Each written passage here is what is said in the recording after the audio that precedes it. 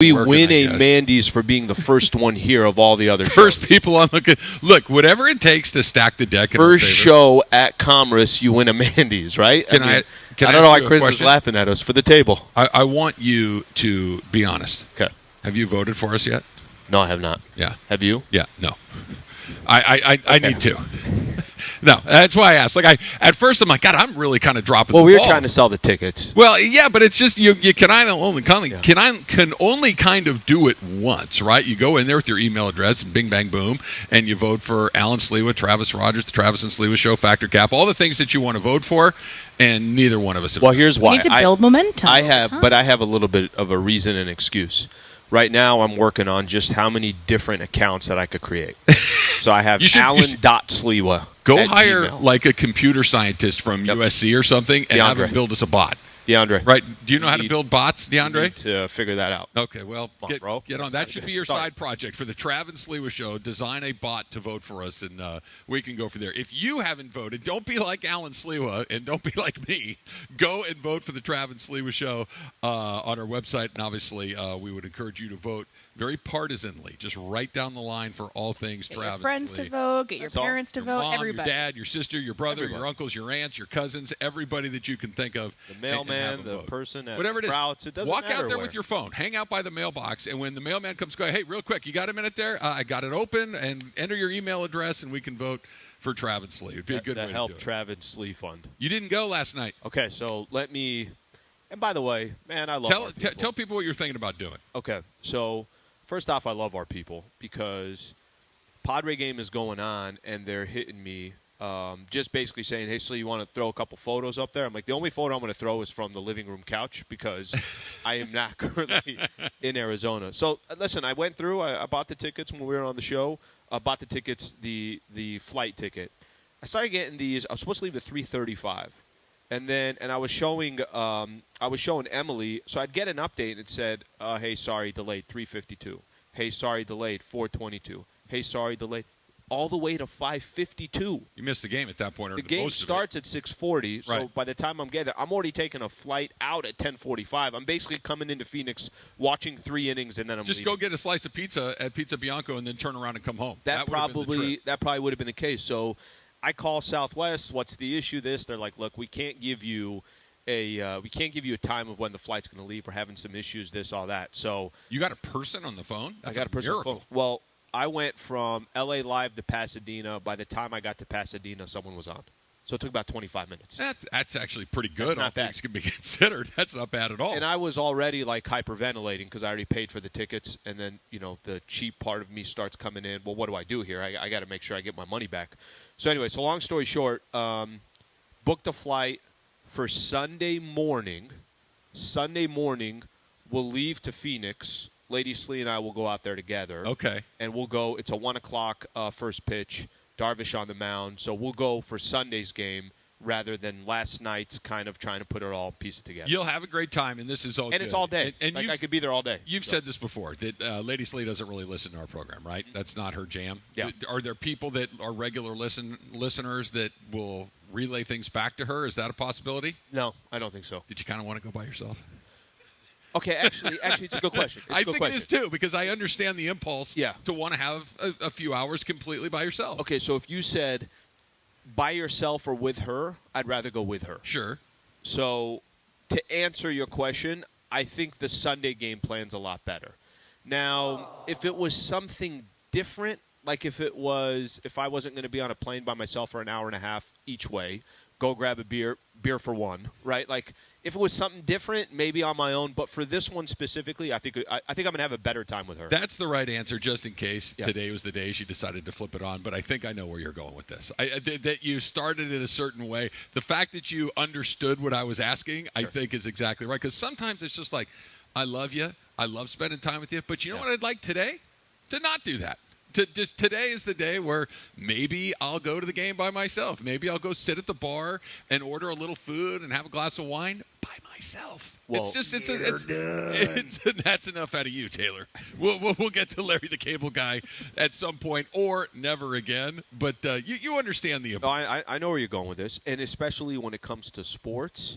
But again, I'll say this: I think for this one, no, I'm good with that. Now, Maybe there's a quick little road trip up to San Francisco. Maybe there's a game coming up against the Giants.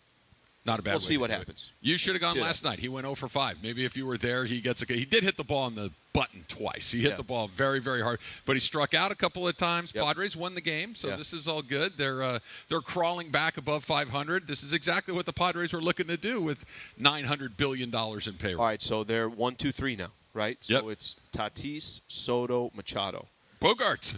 Oh. You know why I don't want to include him? Because he's the only one hitting. Okay, fair enough. The only one actually hitting. Yes, he is. Between those 3 to start off the game, I think it was like 0 for 13 with 2 walks. Machado can't get a hit. Soto can get a hit. Soto can walk. I'm not worried about them even a little bit at this point. You got another day off. You got another opportunity to kind of not do Laker stuff. But then starting tomorrow, it's bang, bang, bang, bang, bang, bang, bang through the rest of this. The Lakers, missed a pretty good opportunity that they had against Memphis on Wednesday night. Now they're coming home. First playoff game that they've had in front of their people where it's going to be a full house in forever, basically. 2012, 2013. And you know what I'm excited? Excited's the wrong word, but I'm happy, right? I think the Lakers are a team that needs to draw energy from outside sources at times. That this, for whatever reason, they came out of that game 2 and started the game, and they were flat. And they did not seem to be able to match their urgency. It's on the road. It's a home Memphis crowd, et cetera, et cetera. Maybe they can feed off of a crypto crowd the way that other teams do, because we've talked about this a bunch. They come out with kind of just this, all right, let's see how this goes, and then they try to hit the gas later on. Sometimes it works, sometimes it doesn't. It's the playoffs. You can't come out and wait to see what it feels like. You need to come out 100 miles an hour from the tip. So I'm going to, obviously we know what happened and how disappointed. You just listened to our show yesterday. We wouldn't stop paying attention to how disappointed we were in Game 2. I don't think we're going to get that disappointment tomorrow. Maybe I'm wrong, but I feel like tomorrow. Why do you feel it's going to be different? I think they have this. They have kind of peaks and valleys, right? And I think that they were at a low on what day was that? Wednesday? Yep. They were at a low on Wednesday where nothing seemed to – there was no spark. There was no energy. They acted like they were up. Really bizarre to you? They acted like they were up 1-0, right? Let me give you a good example on this, because yesterday the Warriors played the Kings. Of course the Warriors are going to have a different type of game. First off, they're out down 2-0. They still have the roster that they have, I know, minus Draymond. They're home in front of their crowd. Okay, I don't fault the Sacramento Kings yesterday. It's like, okay, well, are you going to sweep the defending champs? Are you going to go? By the way, it could very, very well be 2-2. Lakers have a tendency, and this has kind of been them this year, where when you have an opportunity to take your foot off the gas, they take advantage of that rather than no. This is when we put a chokehold on the opponent that we're playing. I think tomorrow is going to be like one of those other games where, hey, we're ready. Hey, now this is it. And you're going to have your crowd in front of you. Now, that one game, they can then come back in Game 4 and take their foot off the gas again. But that's kind of who the Lakers have been. So I think if it's falling into a trend, tomorrow would be one of those games where the Lakers look good. They come out hungry. They come out almost desperate in a sense. Because that's what the Lakers have done. It's a huge game. Like that's going to swing it. We're going to be talking about, well, okay, this is back to the way it's supposed to be. They're up 2-1. They got another game coming. They got a chance to put a stranglehold on it again in Game 4. Or it's a what the hell just happened? We were out, no Ja Morant, up 1-0, to now you're down 2-1, and you have to win Game 4. Like, it's a huge game. I know we really concentrate on Game 5s when these things come around because now you're just one away. I think this is the exact same thing. There's a little bit more. Oh, it sets the table. And I really do wonder about where they are with their energy, because you're right. This on, off. Well, we don't have to win, so we're going to come out there and just kind of see what happens. You're right. That's not the sign of a team that's going to win a championship. That's not the sign of a team that is fully present at every single. You don't know how this stuff goes. You don't know if there's going to be a Kawhi Leonard situation where all of a sudden one of you guys, we're just not available, and this is the game that we do have energy, but you're down a guy. Or you have a night where LeBron can't get the ball in the basket, or AD gets in foul trouble, or whatever it might be. To think that we got a little bit of a cushion here because it's like that's a really dangerous game to play, and the very best teams very rarely do that. You're up 3-0, a little bit different, but when you're up 1-0, you look at what the Celtics did. You look at what the Nuggets have done. They're just batting these teams away, and obviously they're playing worse teams than the Lakers are right now. But I don't like that they don't take opportunities like that seriously and have that we can relax a little bit because that's what it looked like they did. My whole episode, was it Tuesday or Wednesday before the game, was we're going to find out a lot on Lakers Talk Daily. We're going to find out a lot about who this Lakers team based is on this game because what you just said, Trav, you know what championship teams do? They say, okay, we smell blood in the water. Yep. Oh, no. Here's an opportunity that we have no idea if we're going to get that opportunity again. And they come out in that Wednesday game, and it's like, guys, series is over. We're going to go up 2-0 by the time we walk out of here. The Lakers don't tend to do that. Think about what they could have done. They don't tend to do that. That. If they had taken care of that, they're walking out of the field and we're going, we're ending it tonight here, and they're not going to lose 4 in a row to that team. They could have really taken control. Instead, they got a fight on their hands. The Clippers had a lot of fight in them last night, even without Kawhi Leonard.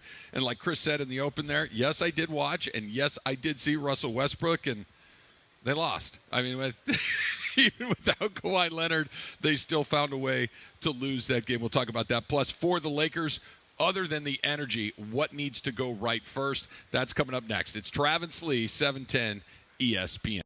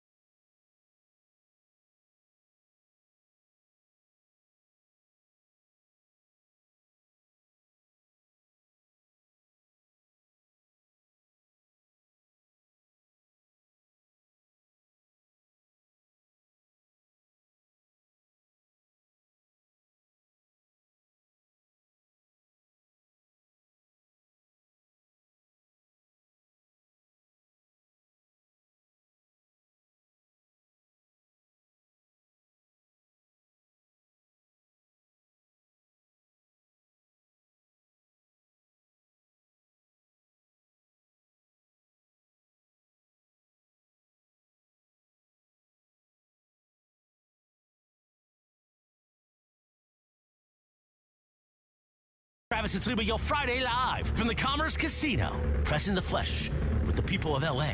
Travis Slee for a feel-good Friday, a Lakers playoff Friday, thanks to our friends at Michelob Ultra. Let's head back to the Commerce Casino, back to Travis Slee. All right, of course, a Lakers playoff Friday here on 710 ESPN, getting you pumped for what's on tap for tomorrow night's game. Lakers-Grizzlies Game 3, presented by Michelob Ultra. A refreshing and balanced flavor with only 2.6 carbs and 95 calories. Michelob Ultra, it's only worth it if you enjoy it. Please enjoy responsibly. If you hear like a can opening, I know it's you, that's for sure, because that is, you like to play pickleball with a few ultras, you like to watch the game with a few ultras. I mean, I'm already there. Maybe do a radio show with a few ultras and you see how that goes, right? You never know. That'd be pretty fun. Ed Sliwa had the best pregame show I've ever heard. Just loosen you up a little bit, right? Just get a little bit of that hold onto the wheel a little too tight thing. You just like, he's going after around everybody. Corners at 100 miles an hour. You're good. You're good. You absolutely enjoy it. I got to tell you, I understand that you got to have a regular season in all of these sports, and they're interesting to varying degrees depending on what you like, basketball, baseball, football, whatever. The way that these games are played in the playoffs are relative to the way that the games are played in the regular season for like 90% of the regular season. Yeah. It's like, why do we even have to do that? Can we have like a 10-game regular season and just go into the playoffs? Because I don't care whether it's Clippers Suns last night, obviously the Lakers tomorrow, and the Warriors and the Kings. Oh, the energy just in the these intensity arenas. and the energy in these games is so much fun. It's so exciting. And you compare that to what you see on a random game, game 68 in an NBA season, and guys are like, yeah, maybe I'll play tonight, and then maybe I'll play, maybe I won't, and maybe I'll kind of lock down defensively towards the end of the game. And from the opening tip of those games, it's every possession feels incredibly important. And they're adding games, like the play-in is basically an adding game. The in-season tournament, which I can't wait, absolutely can't wait, because you know what I like most about it is that no one knows what it is. See, when you really are trying to create something that people are going to get excited about. That's so true. I don't think anybody knows what it is. Commissioner Silver, what it's about? It's going to be great.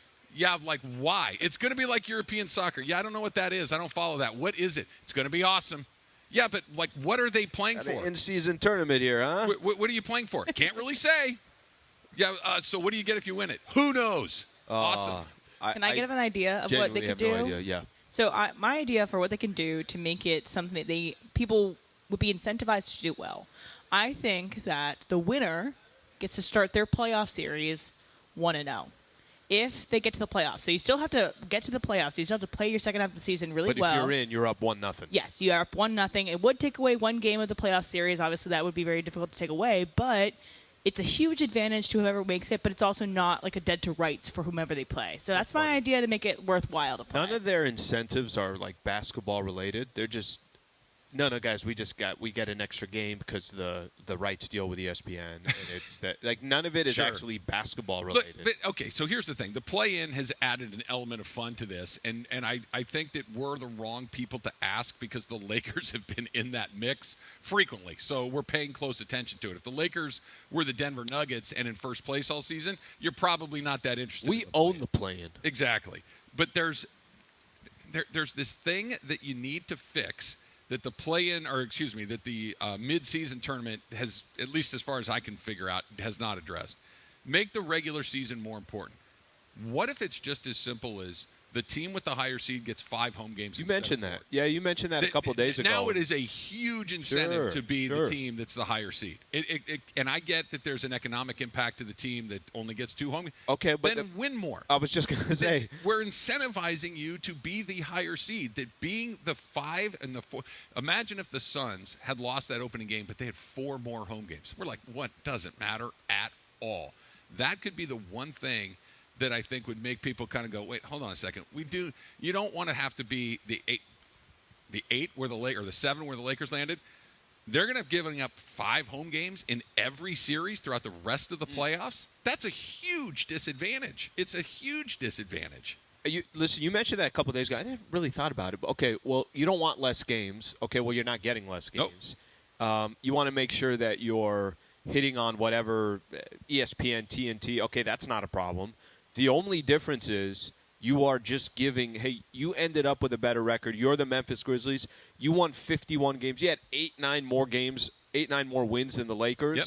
You go 2-2-3, however it is, something like that. But it basically is such an advantage for the team that ended up with a better regular season. Now our guys who are load managing, are they saying to themselves, I can't afford not to play. Right. I can't let that team have 5, and maybe that's the solution, maybe it's not. I think it's kind of fascinating because you don't lose any games either. It would make the regular season more compelling. We get more games like we saw. And you get more stars playing. So let's look forward to Saturday. Yeah. The Lakers, and it's so bizarre to me that the Clippers and the Suns are going to have played 4 games before the Lakers even tip off their third. Does that make any sense? Yeah, the Lakers are the team that everybody wants to see, and they get the sweet spots. Which is okay. But there will be, I think Clippers and the Suns are the only team, I think they said either in the West or the whole playoffs, that didn't have at any point through the first 4 games 2 days of rest. Yeah. Well, and look, Kawhi already missed a game because his knee got aggravated, and maybe he's back for Game 4. Maybe he's not. They're playing Kevin Durant and Devin Booker like 1 million minutes every game, which is kind of crazy. Yep. Well, they need to. They don't have anybody else on that team. Let's go to the game on Saturday.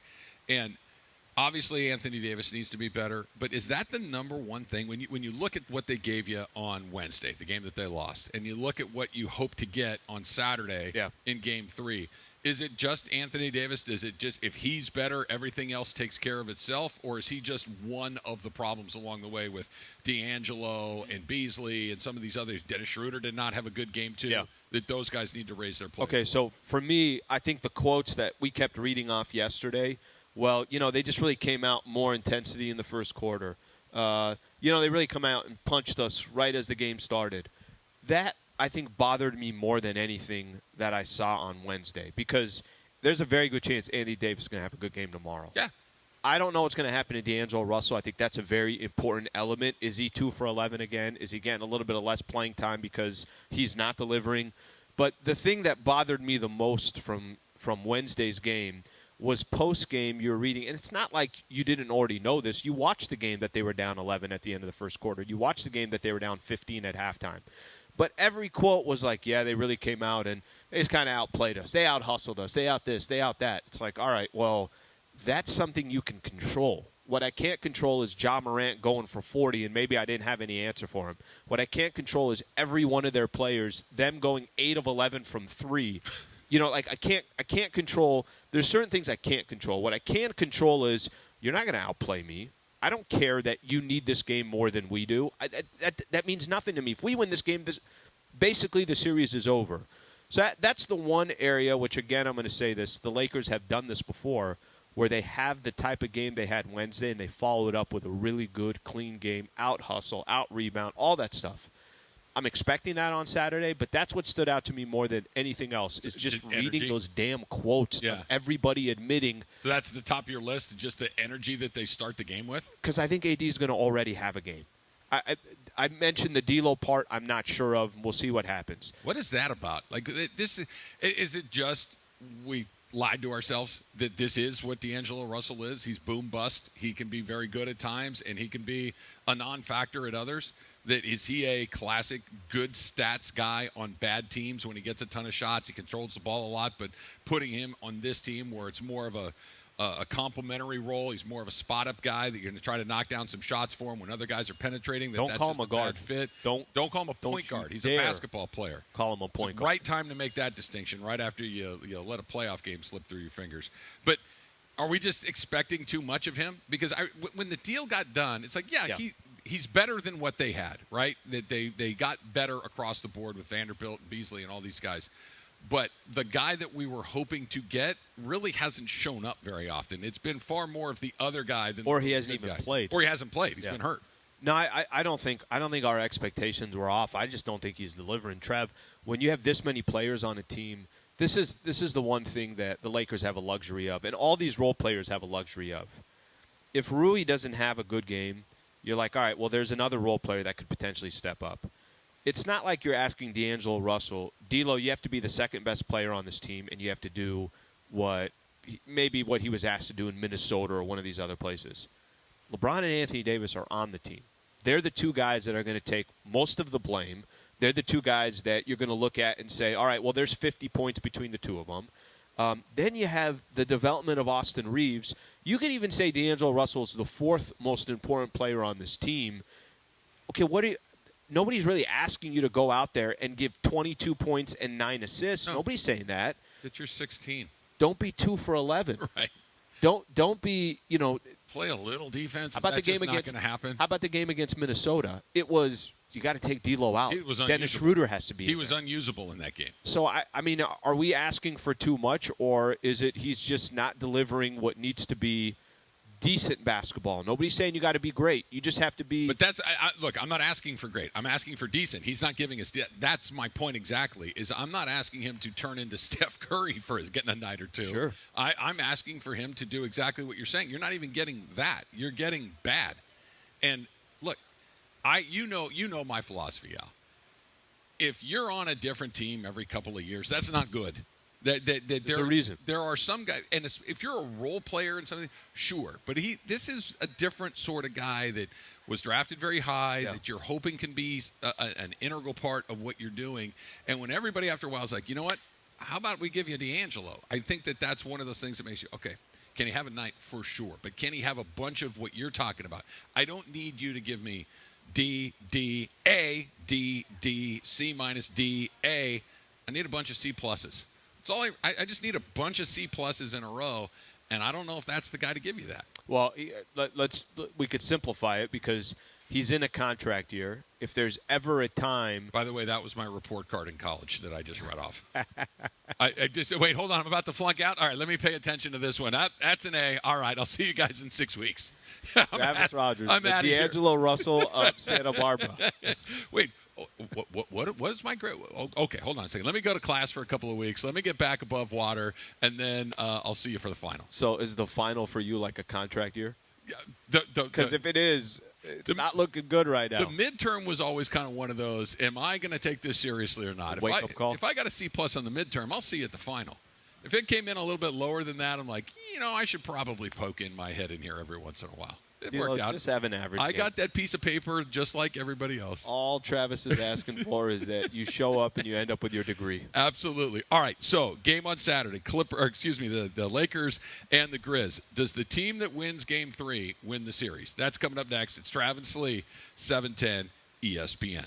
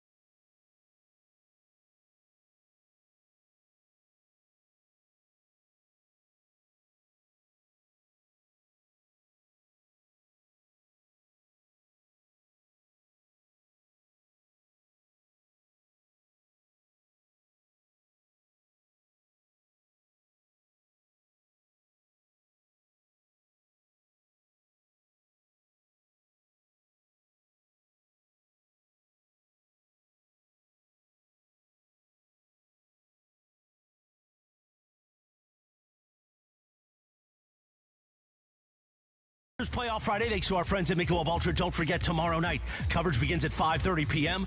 Tip-off at 7. We've got you covered on the flagship radio station of Lakers basketball, 710 ESPN. The Toyota Lakers countdown to tip-off begins with Sliwa, 5:30 p.m. tomorrow night, Game 3. Lakers-Grizzlies, the opening round of the Western Conference playoffs. Right now, we get you back to Travis Sliwa, live from the Commerce Casino on 710. Quick tweet from Matthew Pelosi, who is a loyal member of the Trav and Slee community. He says, anyone waiting for their mailman to get him to vote, just know that I've already voted Trav and Slee up and down the board. So maybe we have the Cypress area mailman covered. Yeah. Here, and Matthew, I don't know if this is okay. So you're a government employee, so there may be some rules that I don't quite understand. I think you should start knocking on doors. Sure. I think that as you go and put the mail into the boxes, you should stroll up to each door and just say, hi, I'm your mail carrier, Matthew, and I'd like to tell you a little bit about the Travis and Sliwa show. And just go around. You can even ask, can I fill out this ballot for you? Yeah, what's your That's email not address? illegal. That's I'll not do illegal. it for you. I think that we should put our people to work in the streets. And Matthew, I'm going to put you on as the point man for that. And thank you, Matthew. Just go around and get us some votes. We're not asking for much here. We should vote. Just a lot of votes. We should, you and me. We should probably be the leaders of the pack. It's like, hey, do you believe in your restaurant? Yeah. Have you eaten here yet? Never we tasted the food. Yeah, we have not tried the food. Okay. Gotta spread the good word like a Mormon, like the book of Travis and Sliwa. That's right. Exactly. Honesty time, truth syrup time. Yes. Take your truth syrup and answer this. Okay. Did you vote for us last year? Yes. Okay, so did I. Yeah. Yeah, it was late in the game, and I didn't realize that you could vote for yourself like hundreds of times, so I probably should have done it. I was going to say I didn't do it 100 times, but I did do it once, and Yeah. I think we're both on the same page of that. Wonder why we didn't win. Yeah, could be because There might You be didn't some try the food. correlation here. ESPNLA.com is the place that you can go to vote for the Trav and Sliwa show, up and down for your Mandy's ballots, and getting ready for it in June. By the way, we're under 2 months away. It's going to be very quick, and all of a sudden it's going to be here. The NBA playoffs will still be going on. At that point, we'll be into the finals. Taylor, do you think that your guys may still be knocking around after what you saw last night by the time we get past the end of April and into May? Hey, I thought the Warriors were going to come out, win that game. I think they'll win the next one, too. It's going to be a long series, probably go to 7, but the Kings are going to win this one. So watching that last night, Slay, I kind of agree with Taylor that it does feel like it's going to be long. The Warriors did that thing that you were talking about the Lakers and championships. This was there's no chance we lose tonight game. Even without Draymond, and Steph has got that ability to elevate when he has to, and he did, and he was awesome. But that felt like I thought game one might go, where you have the veteran team who's like, okay, you haven't seen what we're about to do to you. The other team who is good but inexperienced kind of have those whoa moments like, I haven't run into something like this. Game one showed up in game 3. I don't know if this feels like it feels the same for you, but I got this. I think the Warriors are going to hold serve at home. It's going to be 2-2 going back to Sacramento. And then the question is going to become, can Sacramento keep winning at home? Yeah. Because But Golden State's so bad on the road, too. they are so bad on the road. Yeah. So, and if you kind of look at it, that's probably the only path that I could see. Okay, let me ask you this question. Let's say it goes 7, and Game 7 is in Sacramento, and it's a Warriors team that's Everybody's not good. held serve so far? Everybody's held serve so far. Okay. And it's a Warriors team that has struggled on the road. This has just kind of been their issue all season long. But it's Game 7, and all you need is one. You taking the Sacramento Kings or you taking the Golden State Warriors. I know where I'm leaning in that one. I honestly, in that scenario, if everybody's held serve Yeah. and the Kings have not looked like they're freaking out in Game 5, if it goes back there, Yeah.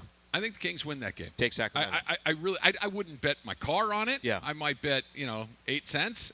But if you force me to pick one, I think I'd take the Kings in that situation.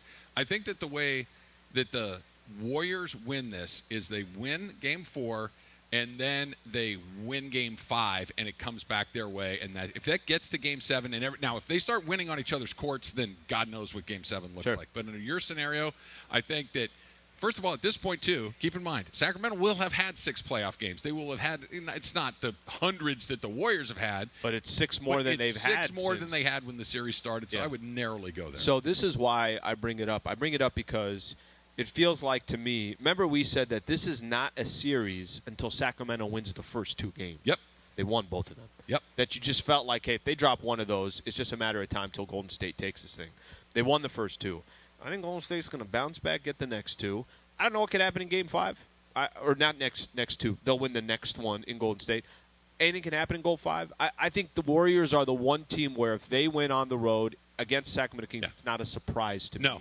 And if it goes 7, which it feels like this is the type of series that will go 7, I think in that win or go home and the Warriors are a part of it, I think I give the edge to the Golden State Warriors. I get that the numbers skew crazy in a Game 5. If it's 2-2, whoever wins Game 5 wins the series something X crazy, amount of like time, 70+% of the time. I'm not so sure that tomorrow for the Lakers isn't something like that. I know that it's 2-1 regardless of who wins. That if the Lakers win, it's not like they got a chokehold on it, and the opposite is true as well. At that point, you basically are where you thought you would be anyway, right? 2-1 after 3 games potentially. But this one feels like because think about the narratives that go along with this. Think about the stories that we'll see whether Ja plays or not. Probably, right? Maybe. I would be 6 days. I would think so. Yeah. I would think so. If he doesn't, then if he was that close potentially to playing on Wednesday, now you get 2 more days off. Okay. I think the Lakers, because they have that predisposition to kind of, they need to win this game. The last thing they need to do is put themselves in a very tough spot. And if Memphis wins that game, they got all the confidence in the world. Now they've gotten the home court back. It's going back to the best home court in the NBA. It feels incredibly important to me that whoever wins tomorrow night, I think, has an incredible advantage moving through there. And not just Trav, they're up 2-1 that feels much bigger than they're just 1 game ahead. So let's say Lakers, if I'm Memphis, I'm looking at this. It doesn't matter which game you win. You obviously want to go back home tied 2 apiece. So I think tomorrow is going to be a real challenge for the Memphis Grizzlies. I really do. I believe that. I think Game 4 is a game where if we've watched the Lakers close enough, it's when they have a chance to take a deep breath is when they take a deep breath. It's like, hey, you got an opportunity. You could work a little bit of overtime, and then you get the weekend off. And the Lakers like, no overtime for us. We're just going to take the day off. 501 train here. 501 train. We are gonzo. They go up 2-1. Then it's back to the same question. Do the Lakers take a step back? Memphis would be desperate. Does Memphis play different in one of those games? I think if you're playing out the scenario of whichever team wins tomorrow, if the Grizzlies were to somehow win tomorrow, you make it say somehow like it's a 1 in a million shot. It's probably like a 60-40 kind of deal, right? Where the Lakers are the favorites. Lakers are winning tomorrow. Sure, but like somehow they win tomorrow. Like this was how do they lose? Well, there's a whole bunch of ways they can lose 4 games. I'll explain it then. Can they lose? Of course they can. I just don't expect Memphis to win tomorrow. I'm just going to put that to the side for a quick second. Okay. Let's say they won yesterday, or let's say they won tomorrow, and now they're up 2-1. Lakers. Memphis is up 2-1. Okay. If Memphis goes up 2-1 in this series, and now you're done with these 2 days rest here, 2 days rest there. Now it's 1-1-1, and you know that you're going to get at least 2 more games back in Memphis potentially. Yeah, that's some real trouble. Now it's not a matter of, remember how they lost Game 2 and we're saying, no, nobody's saying that they're going to lose the series. We're just saying that you lost that incredible opportunity and maybe shorten the series. If Memphis goes up 2-1, it's a completely different conversation for me. Now I don't know if the Lakers from a we're talking about refueling the gas. Well, that's going to come more into effect as the series goes on. You fall down 2-1, it would be the first time they're down in the series. The only thing, I get that the rest is part of it, and I'm with you on that. I have no idea what the Lakers team is going to get. Every time you think you kind of have a feel for who they are and what they do, they throw a curveball at you. It's like, nope, there's one that didn't make any sense. But both good and bad, right? That sometimes it feels like, this just is, oh, no, wait, that looked really good. Yeah, you're right. That was awesome. And then you get a little used to, nope, then you get Game 2. I have no idea which version of this Laker team is going to show up tomorrow. If you get something like you got in Game 1, which, by the way, the final score, not indicative of how close that game was. It was a very close game. 1-point game with 3 minutes to go. They can beat them. If they throw anything near what they did in Game 2, they lose for sure. They need to be somewhere in the middle more often because I think in the middle of these, the Lakers are the better team. But they haven't hit the middle. They've hit the top and the very bottom. Do you know what that kind of gives the example of where you're saying, hey, I don't need – you're talking about D'Angelo Russell.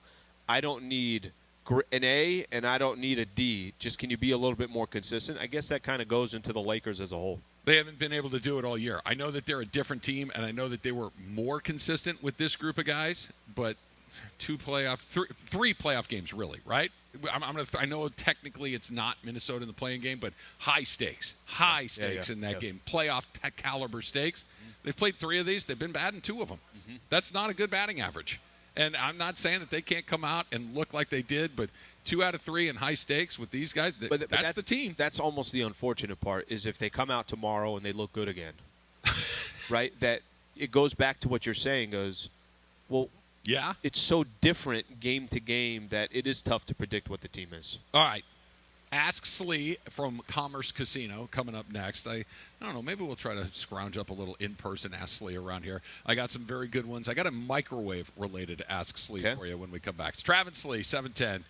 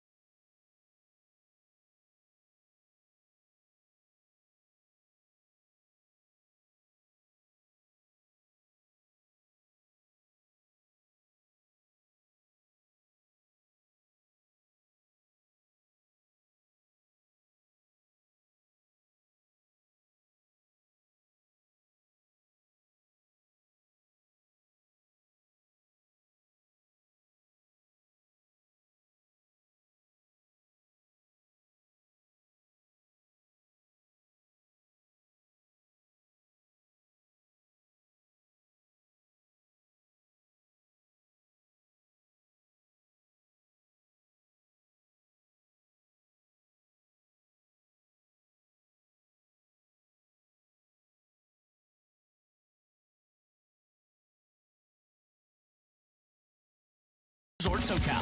Find your funner state of mind with a visit to Harrah's Resort SoCal. Voted best resort in funner California. From dining to unwinding, you'll find fun around every corner. Learn more at harrahssocal.com. Let's do it for a Friday Ask Slee right now. All right, so I think that you've actually run into this first one here. I think this is something that I know bothers you, but I don't know which way you're going to go here. Daniel Tapia. Every time you use the ESPN LA microwave, it is a horrible mess and it stinks. Yeah. Do you wipe it and clean it or leave a passive-aggressive unsigned letter? Hashtag Ask Slee. Okay, so I feel like I'm pretty good at this stuff. Around the kitchen, there's a lot of times, okay, I got to wash my hands for something or I'm going to grab a cup of water. Whatever paper towel I end up using, I'm giving a little kind of rubbing down. I'm cleaning off the countertops, coffee stains, whatever it is. I find myself doing that more times than not. The microwave, if I'm going to use it, I'm taking a look inside. Like if somebody's food, if Funch's microwave something, last night's Funch's pad thai has and his exploded lasagna and is all on over top of the. He left it in for 42 minutes. I'm grabbing a couple paper towels. I'm wiping it down, cleaning it, and then I'm going to go microwave myself. There's no, hey, dude, clean up your mess, Funches. Well, here's the thing. We're going at Funches, poor guy. Like I've just thought of one person who actually brings his food in. I have no idea who it is because every office has one of these, right? Every office where they come to the kitchen as if they're at home, which I already throw 30 questions in my head too. This is how you live at home. Of course and then it is. They make the place just look crazy, and then before you know it, they turn the corner and they're gone, and you have no idea who it was. So I can't identify who it is, but I just try to clean up a little bit after. I will leave the space. If it's clean when I get there, I'm leaving when it's clean when I leave, and if it's a mess when I get there, I'm not cleaning one crumb I'm leaving it cleaner. of your mess. Yeah, I'm going to leave it a little Not in cleaner. 100 years of my. We're all adults. We all are there working in a Okay, but professional capacity. I'm not here to clean up after You're not there, but don't you want to? The problem is, I don't want to go there, and it's a dirty environment. I don't want a dirty environment, but I'm not cleaning up after. Okay, let's use as an example. When we go in to do the shows in the Uh-huh. studio. All right, if your side is messy because somebody was there but you don't clean up any of it because you want it to be clean for you. I clean out my space, but I'm not cleaning up. I will throw your junk off to the side so it's still in your way when you come back. That's how that goes. All right, Brian says, you have passed away. Condolences, Lee, on your recent passing. Thank you. You have passed away. Would you rather be remembered as the most genuinely nice man anyone has ever met, or be known as the funniest person anyone has ever met? Ooh, that's good. I lean towards genuine, but let me take a quick step back. I think where people are going to, I think the memories are going to be better if you're one of the funniest guys they've ever met. Like if you kind of look back, sometimes somebody will think of a joke or predicament or whatever. They're like, oh man, that was pretty funny. I think I want that. I mean, I hope I'm still a genuine person in the process, but I think leaving behind, that dude was hilarious. I think there's a little bit more to it that somebody can take with them or just crack a joke or something along It's a those lines. really good question. Yeah. It's a really good one. I think the funniest person ever would make for a better funeral and eulogy and wake because you were funny and we can retell some of the stories. He's funny, but I couldn't trust him. But I couldn't trust him. But once everybody's left and the people that you were around, it's like you would want them to go, I just miss that guy. He was just such a wonderful person to be around. Isn't that a little bit better? It is, but there's also the I couldn't stand that guy. I wouldn't trust him. But damn, did he tell a good joke every once in a while. And those guys are out there for sure. Darb in the OC. Slee bellies up to the bar for a beer. Is he going to buy the 16-ounce beer or the 32-ounce beer, and why? This happened. I went to Islands the other day, right, on Wednesday night. Went to Islands with the fam, with me, Bobby, Michael, Bobby's girlfriend, and Susan, right? We all go there, and we all ordered a bunch of beers. Yeah. And the question was, do you want the pint or do you want the big one? 16 ounce. I typically go 16 ounce. So do I. Why do you make that decision? I think for a couple reasons. Number one, I'm probably not taking down a 32-ounce beer at one place. But on top of that, too, if I get a 16-ounce and then I decide I want another beer, that second beer is going to be cold, where it's kind of separated on its own. The 16-ounce I got, I can make the decision a little bit later. It's not like it's a bottle of wine or something, and it's all going to be the same. I get 2 colder beers. That's the right answer. That is exactly that. A 32-ounce beer is great, but the last 10 ounces of it are not going to be as cold as the first part of it. But don't I you want spend more 2 money? cold beers. It's fine. I'd rather buy the colder It's beer more of an twice. investment, Also, I would say. what if I want to change my palate a little bit? What Yeah. if I go with your Ultra right out of the chute, and then Liz, I want to do something that's a little bit Vanilla. higher test. I want an IPA or something like that, and now I don't have to go through all this. I can change courses in the middle of it a little quicker, and it's cold. By the time Right you're answer, Slee. 60% done with that 32-ounce, it's not really cold. No. It's not the cold that you want. No, there's beer is meant to be served cold almost always, and that's how it goes. Why would we John, drink 40s? John in Huntington Beach, that's a college. Like once you're done with college, 40s are no longer the beer of choice. That's a. And by the way, why? So okay, since we're talking 40s, I'm glad you brought this up. You buy a 40 for a very specific reason. Yep. It's not because you like it. It's because it is incredibly high test. For the quality. Right. It is high test bad beer. Yep. Why is and presumably you want to drink that as cold and as fast as possible. Why is the opening the size of like a pinhole, like you're drinking hot coffee? Why do we have to have a teeny tiny opening at the top of one? It's a great question, and it takes so long. It's like it's already not going to help. You're tasting the beer. Beer's not good. The 40's not good. Just want to get it down. If there's anything, that's the beer that you're basically grabbing, and it's as wide as an open as possible. All right. John writes, would you rather want – these got a lot of you dying today. I don't know what's in the air, but people are asking you death-related questions. Drive home safely. Yeah, right? John wants to know, would you rather want to know the exact day and time you're going to die or have the ability to know what people are thinking? I think what people are thinking. Yeah. I don't need to know. I'd rather not know the exact day and time that I'm going to pass. Awful. That sounds awful. And what if it's like, hey, it's in 7 years? It's like, what the hell's going on here? Okay, so I'm picking to know what people are thinking too, because this idea That's fascinating, by the way. I don't want to know. I don't want to know. I don't want to know. But if they did say, hey, listen, in 7 years, then you're going to live you're going to really fullest maximize those 7 years, as opposed to, if you don't know, it could be a month from now and you're just watching TV and you didn't get anything in. Or if it's 45 years, then are you? And you're going to watch more TV. Are you wasting your 45 years because you're like, I got plenty of time? I don't think I want either one of those things. You know what I mean? Like, both of those things sound bad. I don't want to know my mortality to the day and time. And quite frankly, I'm happy not knowing what people are thinking. I think I probably have a reasonable idea most of the time, but I don't want to hear what people actually think about me. That sounds terrible. Yeah, Probably not going to like it. Right. In general, everybody. Yeah, but at least I would take that over the other option, and at least it's like, all right, well, now I know what that person thinks of me. Move Well, on. maybe that's the one that's going to kill me. Maybe if then you got to know the date. I got to keep my eye on We that know what guy Mace along thinks the of way. you based on who he wanted to cast you. See, now you're bringing up bad. See, trying to hurt my feelings all over again. John Ferris writes, do you eat your nuts one at a time or by the handful? Yeah, I'm pretty much everything's kind of a little handful type of thing, you know? Grab kind of a handful, just enough to, just like right around here, just like your palm of your hand, not too many of them, and then you're just kind of throw them in. But not one at a time? They're not one at a time. Yeah, so if I don't have self-control. Say you buy a little bag of cashews. Yep. Okay?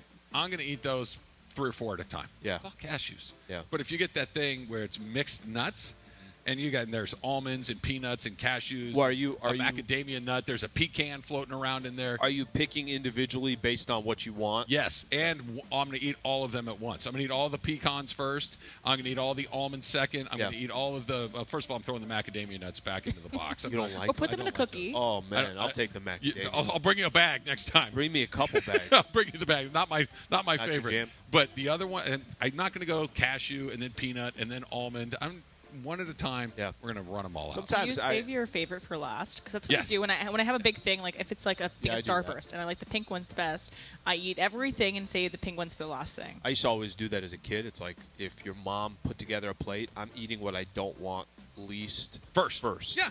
And then I'm just making You it also happen with the mix stuff I your like. plate if you or do you separate everything and everything can't touch and mix?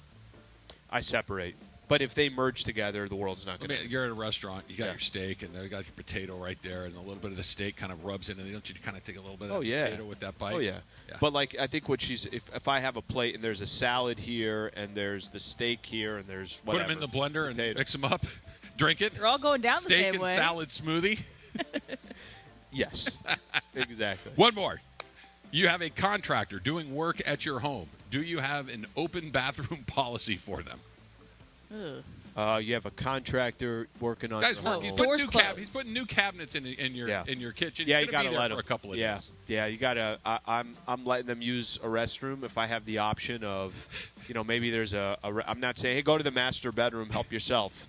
Take a nap? Yeah, take a nap, do whatever you want. But I'm making them feel at home. I'm making them, okay, you could use this restroom. Got some snacks, some water for you as well. When you said open bathroom, my first thought was, I think it was 2 weeks ago when we were talking about if you have an open door policy with your partner. I was like, the door needs to be closed for this contractor. Yeah, no, I don't think anybody. The door is closed in anyone in my life, let alone a contractor coming in to lay down some tile. Yeah, I'd really rather. Is that a not. euphemism? I'd really rather not. But I think that the risk of, there's a Chevron up the street if you need to go use that's bad. That's bad karma. And now he's going to put the cabinets in. Oh, yeah. And everything's going to slide off to the side. You got to make sure that you take care of everybody. I'm with you on that one. Be generous to be selfish. Yes. Right? Can I get you some water? You want sparkling water? This guy. You want a Coke? Look, lunch break. I got some cold beers in the fridge. You interested? Now all of a sudden he's going to have too many beers and it's going to be crooked anyway. Yeah, well, that's why we're going to hide the good beers and we're going to offer just one decent lunch beer along the way. Big E said, by the way, Mickey's Big Mouse is the answer to your problem, Trav. Basically, saying that but there's some solutions there. That's not a good option under any circumstances. They could serve it by the bucket, and I'm going to go to the old E. Just feel like the 8-ball is a better choice than that one for a variety of different reasons. All right, Ask Lee is brought to you by Harris Resort SoCal. Find your funner state of mind with a visit to Harris Resort SoCal, voted best resort in funner California. From dining to unwinding, you'll find fun around every corner. Just go to the website. Learn more today, harrissocal.com. That's harrissocal.com. They did it, Slee. They did it. Individuals and businesses with tax problems. Listen carefully. Do you feel like you're losing control of your finances? If you owe over $10,000.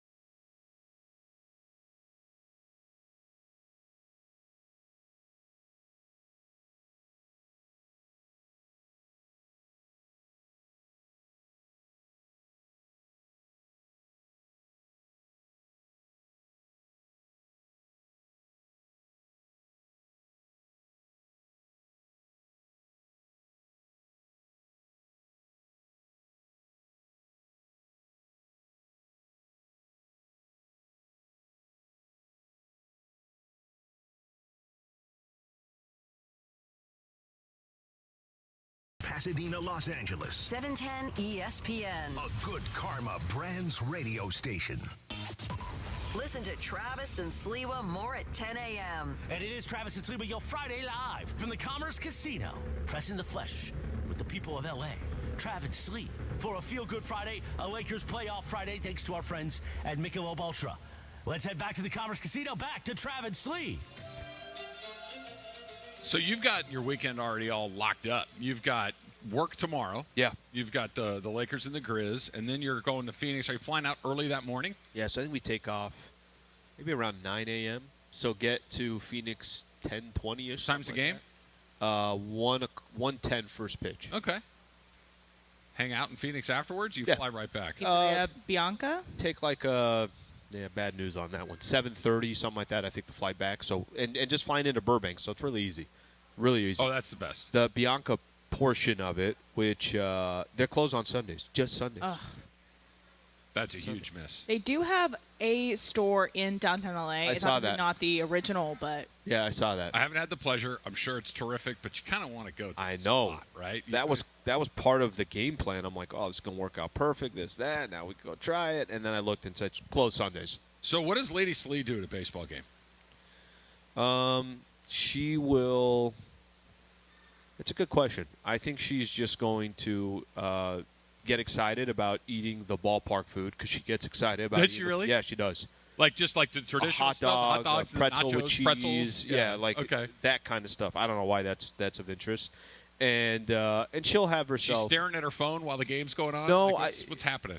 I think for her too, because this is a ballpark she's never been to, and even me, I told you I've only been there once. I think there's going to be some intrigue of, hey, you want to go walk around a little bit? The answer's going to be no because the games are too fast.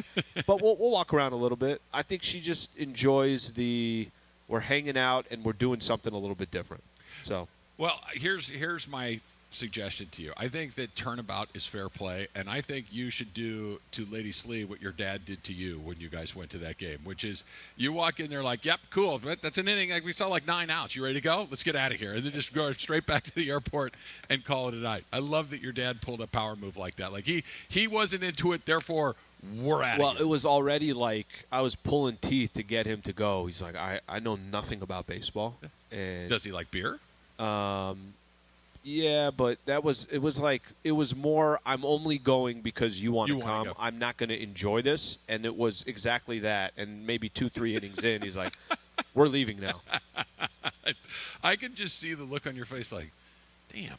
Well, it's kind of funny. Like, I was like, I was having a nice time. in my head, I was like, all right, mission accomplished. We saw the stadium. We got a chance to see it. And this was like 15, probably 17 years ago, Dip something in like the that. pool? float around No, in there. no, You know, that thing's booked like years in advance. Get out of here. Yeah. Years in advance. So Michael had a tournament out there last summer, and the guys that run his team were like, hey, but kind of let's at least look into whether or not it's even how much does it cost, possibility. Yeah. That's not something you do on a whim. That is a very tough book. And Arizona's terrible, but it's kind of like go float in the pool and watch a ball game, kind of a unique experience. Not for me. Right, I'll do the lawn chair next to the pool. I don't need to be in there. I'd like everybody else to enjoy it. I think Jacksonville Jaguars have like a pool at their stadium too, and do you they? can go and party at the football stadium. And I would want to do that because it's hot. You have the sun beating down. It'd be cool. I would love to see you just swimming laps. Like you're just trying to get a workout in. You got Just the cap and the whole thing. and the goggles. Quick 500. Yeah, just go in there and knock out a few laps like Is Michael Trav Phelps. at the Do game? some flip turns. Along the way. He's doing some laps. Okay, so I'll go over real quick here. Yeah. You're playing this weekend. What Why do are you got going asking? on? What do you got going on? We want to know. We need to know. Tell us. I honestly have nothing. No? I've got Michael's got baseball today, and then there's a little team function tomorrow afternoon that I'm looking forward to attending, and then Sunday maybe a little golf. We'll see. How early do you go on Sundays? To play golf? Yeah. Depends on what's available because we kind of get. What's the perfect time? 7:30 or 8. But that's never happening available. on Are you inviting Chris? I do not invite Chris anymore because Chris doesn't like to go into his pocket for that particular activity. He's already a member somewhere else, so he doesn't like to double dip, which I understand. I'll be honest, it's gotten so unbelievably. COVID was a nightmare for 100,000 different reasons. Yeah. But as a golfer, it was doubly bad because basically everybody that hadn't played in 100 years decided to go play again and they realized, oh yeah, this is actually kind of fun. And it's now one you of can't the find a time. It was one of the few events you can do One of the only. outdoor. Yeah. Right. So Bad deal. Yeah. Bad deal. It's from James Zuber. As a former contractor, thank you. I'm going to do everything I can to make you happy. And for you, don't worry, Slee, about the dogs. Assuming they're friendly, I'm invading their space, not the other way around. I'll keep it clean and keep them safe. There you go. See, you just want to hire James as your contractor. And that way Nice guy right there. He's going to make sure that he takes care of your bathroom and your dogs. And, by the way, your cabinets are going to look fantastic. They'll look fantastic, and he'll get the home treatment. So I'm super excited about Mookie Betts being the new shortstop every day for the Dodgers. That's going to go great. Yeah, I thought when I had a chance to see him yesterday, first time he's ever done it in the majors, Emily and I both were like, oh, Trav's loving this moment right here. Loving this opportunity. Okay, let me do this. Try to find what could be a positive of him being there, because some of his quotes yesterday, how excited he was. First of all, he's going to be there a lot moving forward because A, they don't have anybody else to do it. Mm-hmm. B, the guys that they have like Luke Williams and stuff are not hitting a ton, so they're struggling to find offense as it is. They have to try to put together their most potent offensive lineup. The best case scenario is he's actually pretty good at it. Right? The best case scenario is he's pretty good at it. It doesn't affect his offense at all. He continues to play at a high level, and nothing bad happens. And it's just you have another place you can put Mookie Betts. That's the best case scenario. Mm-hmm. The other scenario is what happened last night goes slightly different. That somebody who hasn't played that position in a decade reaches for a ball, tries to do something, tries to step on a bag, tries to jump over a runner, something that he hasn't done in forever. Turned a nice double and yesterday. Something terrible. It was a beautiful play. Mm-hmm. What if he hits that bag a little wonky because he hasn't done it forever? What if as he's jumping up to do that double play, that guy gets a little tall and clips his legs? These are the worst case scenarios. There's a reason that right field, guys, you can get hurt out there like anywhere else. There's no collisions in right field unless your second baseman does something crazy, unless the center fielder does something crazy. There's bodies around second base all game, every night. I don't want Mookie Betts in that particular position because we have no better. Go trade for somebody. Go pull up somebody from the minor leagues. Taking your best player and playing because he thinks it's cool that he did it in high school seems like a terrible idea. All right, some of the quotes from yesterday. This is Mookie. I grew up doing this, so it's nothing new to me. Okay? Dave Roberts, he looks extremely natural. The guy can play anywhere on a baseball field. Mookie Betts, that was like a dream come true. I know it's work and it's a job. Again, to play short is a lot of fun. So I think what you just said about you're probably going to see him sitting there more often than not. You know what no one's saying? Mm-hmm. We're only going to do this in worst case scenario. We're only doing this when we have no other option. This is a break glass in case of emergency situation. I get it. The guys that Do you think a lot of people are saying what you're saying, or right now are they saying, no, you know what? If it's Mookie's there, maybe we have a surplus right now of some guys that can hit, but they're predominantly in the outfield. This gives us another bat. What are most people saying? I don't know, and I don't care. I know that I hate it. I know that putting your best player where all the traffic is seems like a terrible idea to me. He can do it. He's a good enough athlete that he had never taken ground balls there in Chicago, that he showed up in the middle of the first inning. Yep. Right? All of these things that he could just roll in there and say, hey, listen, we need you to pinch hit for Luke Williams, which, by the way, he got a hit. And, yeah, just go play short, and the very first ball that's hit to him is up the middle, and he turns a double. That he can do that is an extraordinary testament to his athleticism. I hate it. I hate everything about it because – the best-case scenario is nothing happens. There are a lot of other worst-case scenarios.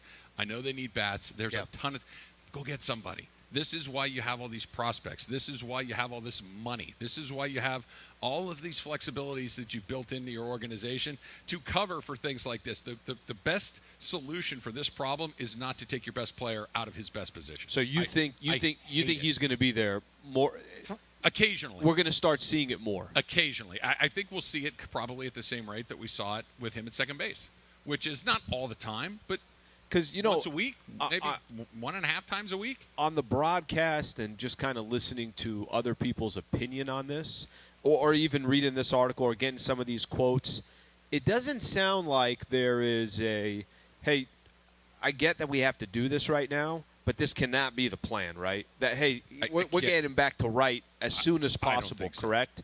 But I'm also not feeling any of that in any of the broadcasts. I'm not feeling any of that in some of these articles, the quotes coming from Dave Roberts or Mookie. It's not Mookie saying, guys, I'm doing this because this is what our team needs right now.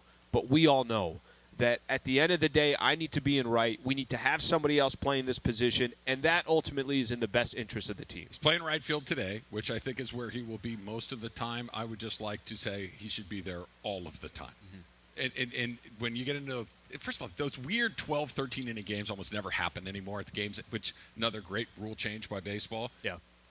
Playoff game, when there aren't the ghost runners, you got to play. If all of a sudden you got to go put him out there because you took Jason Hayward and used him as a pinch hitter for Miguel Rojas and all. Yeah. Sure. Go out there and play there frequently. What's the upside? This is just because you can doesn't mean you should. Yeah. And that's what it feels like this is to me. The good news is not only did Mookie survive his few innings at shortstop, they won. We're closer. We're closer to my full commitment to James Outman as my favorite player. Not quite yet. Last night was You're flirting. I'm maybe going a step beyond that. Maybe we're going to just kind of see how it goes for a little while before we make that declaration. But a couple of home runs, including a grand slam. He threw a guy out from right field. He kind of put on a show yesterday. I love that he plays with a little emotion. He almost missed first base on the slam because he was pimping it for his guys in the dugout. We're getting close. We're not quite at Corey Seager level. We're not quite at Clayton Kershaw level, but we're close. All right, this is you're right now. You're asking yourself is like, do I make a reservation for Saturday night at a nice restaurant? Am I moving too fast? Yeah. Am I moving too fast? Yes. I mean, should I do this at? Just gonna say, hey, it's Tuesday. Am I really planning a dinner at Saturday 7:00 at this nice restaurant? We just met each other. It's one of these. How is he going to look at it? Maybe Saturday morning. I'm saying, hey, I was thinking to go down and watching the game and grabbing a beer. You want to go? Just want it casual. Well, easy. that one's still way too casual. Yeah, but I think you better to miss on the casual side than on the. I've always wanted to get married. I'm not ready to do that yet either. 3 is always my number. What does that mean? Kids. I want 3 kids. But no, this is the drinks and apps phase that could lead to a dinner phase. But then the dinner phase is where you're really committing. So when he gets like a couple games where he's saving them, But the problem is that by hitting a solo and hitting a grand slam and having the great assists that we talked about, right, that the play he made in the outfield or the play made at home plate, that deserves a little bit of a dinner. You know what I mean? He's done enough here to where I feel like they had apps. They did a couple of drinks, happy hour. We went for dinner and drinks, and we hung out afterwards. Let's just say that, right? But that doesn't mean I'm ready to move in. right? I'm still, You don't want to go too seeing what fast else and is going on regret it, out okay? there. You don't want to seem like you're a loose person. Okay, It was- here's my question on Outman. At what point? Because I know it's still so early, It is. but I'm very curious. At what point do you start saying, "Hey, there's a good chance this is one of those guys. One of those guys that have come up through the Dodger farm system Yep. and becomes a real deal player in the league." Listen, Corey Seager, I don't have to say Corey Seager, and then he goes out and eventually makes $300+ million somewhere else. But if there's one thing that the Dodgers have done, which is still very confusing to me, how do you have this much money? How do you have all these resources, yet you're still very responsible and you bring guys up the front? It just doesn't happen often in sports that way. Nope. At what point is it take – now, Al, he's got to do this basically for an entire season. Keep going. I don't know. Keep going. Okay, then sounds like much further than that. At Yeah. what point do you start saying, I think this is one of those guys? A couple of years, a couple of seasons. Guys show up and have monster rookie years, Cody and they Bellinger. don't turn out to be. He's a really unique case because he actually had the monster rookie year, won Yep. Rookie of the Year. Shortly thereafter, won Followed the it MVP, up, yep. and was for 3 years or so was awesome. And then the cliff Fell off a cliff. That doesn't happen very often, but there are Joe Charbonneaus and Ron Kittles and Kevin Mosses. You guys might not even know who these people are. Pat Listashes, who win these Rookie of the Year Who awards. doesn't know Pat And Listash? these are all Rookie of the Year winners that you guys don't. They go away. It happens all the time. It happens especially in that sport.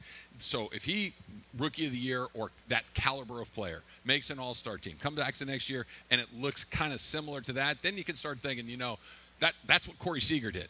Corey Seager there was no good boom bust. It was just, that guy's really good. And then he came back the next year like, yeah, he's still really good. There was very little differentiation in what he was doing, and that, to your point, is why he made $300 million. There wasn't this, he just went 2 months without getting a hit. Okay, 2 years. It doesn't mean we can't start a relationship before then. Doesn't mean that we can't start to, maybe dabble in the Jersey territory of the relationship. Wow. But we'll see. We'll see. I'm not really a Jersey guy, but I have to make maybe a T-shirt's a better jumping off point. Yeah. They have Outman T-shirts in the team store. I don't know if they do, but he's looked phenomenal. I mean, yesterday was it's always special too. It's always special watching somebody that young in a situation predicament where they haven't done this yet in the majors, and it's just happening all for the first time. That's He's special. got that little swagger thing too that's kind of loose and fun to watch and interesting. Miguel Vargas had a better night last night. He got a couple of hits. He looked better. But you can still tell he's squeezing up out as hard as he can. It just doesn't feel as loose and as natural. That's a whole other part of it. Dodger fans, you like Mookie at short? Am I overreacting? Because I absolutely hate it, and I don't ever want to see it again. We got your phone calls coming up. Plus, read something about Ohtani, Slee, that should probably put a little smile on everybody's face other than the Angels. That's coming up next. It's Travis Lee, 710.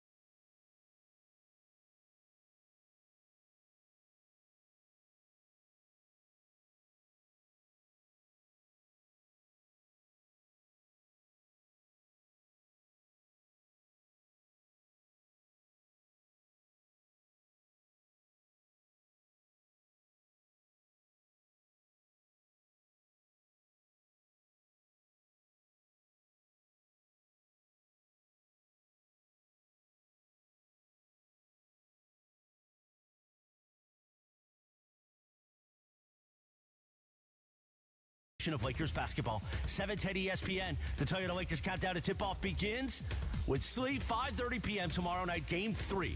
Lakers Grizzlies. Western Conference After I playoffs. ask you about right ABBA. now, we get you back to Travis Slee live from the Commerce Casino on 710. All right, Factor Cap coming up in about 13 minutes from right now. Your phone calls in far quicker time than that, just a couple of minutes. But Emily just told me, Slee, you ran to the restroom real quick. She's going to an ABBA dance party tomorrow. Yep. Are you attending an ABBA dance party tomorrow? So I've gone to a few of them, and my initial reaction to it is... It's the same crowd every time. Yeah, it's the same people every time. I don't think... I'm not going this weekend. Let's put it that way. Will I be back? You can't go every weekend. You got to freshen it up. Yeah, because then they kind of tell.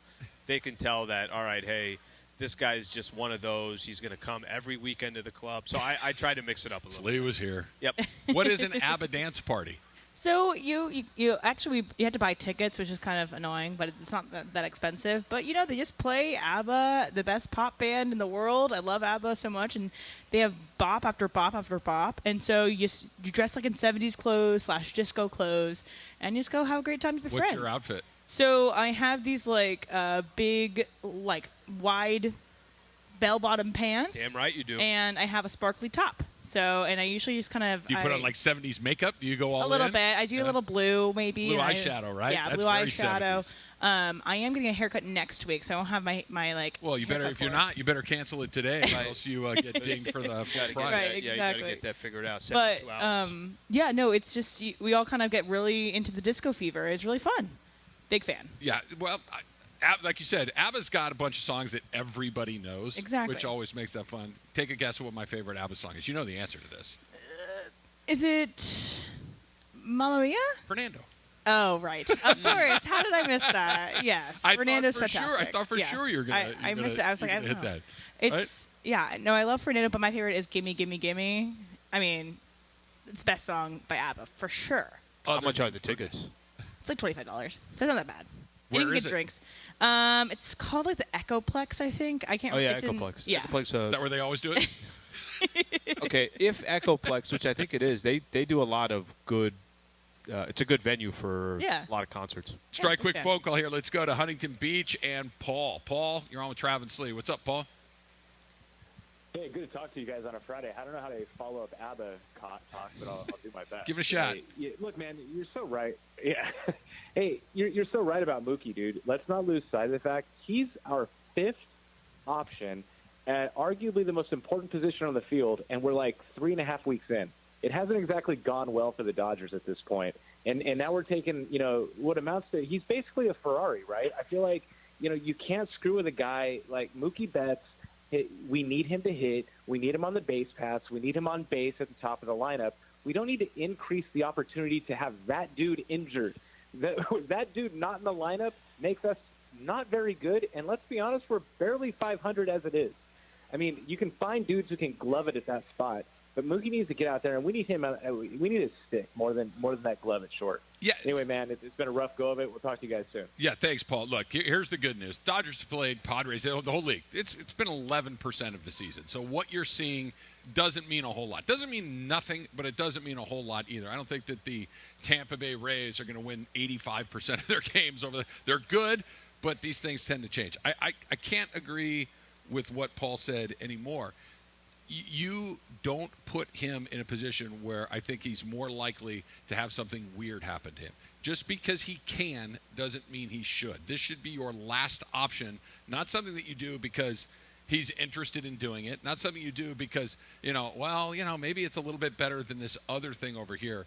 There are 29 other teams that have guys that you could potentially go out and get that have minor league systems as well. You can't afford to lose him. Maybe nothing happens, but the idea that nothing happens is worth that risk doesn't add up to me. You just can't do it. I hate it so much. From how the Dodgers kind of approach the offseason, because they've had two of the best shortstops over the last couple years who both went somewhere else. Yep. Corey Seager, Trey Turner end up at different teams. They got paid. But this offseason was interesting because it was kind of the year of the shortstop, whether it was Correa getting signed, Dansby Swanson moving, Bogart's obviously coming to the San Diego Padres. Turner. Trey Turner ended up going to Philadelphia. I know the experiment of we're going to put Gavin Lux there, no one felt all that comfortable with, right? That was never a conversation in the offseason. Guys, it's okay. Trey Turner goes. Gavin Lux is hopping in there. I don't know if we're watching something right now unfold that has to do with the Dodgers not addressing that issue in the offseason. I know the Lux injury kind of messed up everything, but even Lux wasn't a guarantee that, hey, this guy is going to be great at shortstop. He wasn't. He's Gavin Lux. He's an offensive player, right? But he's also not the guy that you had to have to make a run. They only got maybe 4 of those guys. 2 of them are on the mound, and 2 of them are on the right side of the field, and Mookie Betts and Freddie Freeman. Will Smith's on there, too. I want to put him on that list. They have to have him as well. So you got maybe 5 guys. You got to have Julio, and then you got to have a second starter that is incredibly reliable. Everything else you could probably mix and match and get through it to a varying degree of things. So if one of those 5 guys has to be protected at all costs, and if just something random happens, sure. Why am I increasing the chances of something happening? I just don't like it. Hopefully they don't do it very often along the way. All right. Ohtani, I want to play this for you, Slee. Jeff Passan was on Get Up and talking about something that you and I have been talking about for the better part of 2 years. The Angels right now are, it's 11% of the season, so this is a ridiculous statement, but it's also true. If the playoffs start today, the Angels are out. They don't get one of those 6 spots again. They're not on top of their division, and they're not one of the better second or third place teams along the way. And now they are on the clock for Ohtani, according to Jeff Passan.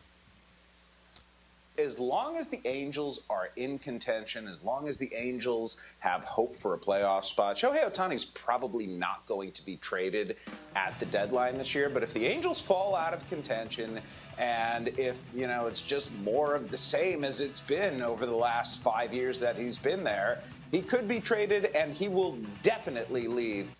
Okay, so what Passan is suggesting, Slee, is what you and I have talked about for 2 years, which is the second they know they're out of it, they got to trade him. The second they know they're out of it, he's all but assured to – it's not even all but assured. He's leaving. He's dropped every bread. He said he's done everything other than say, I'm leaving at the end of the year.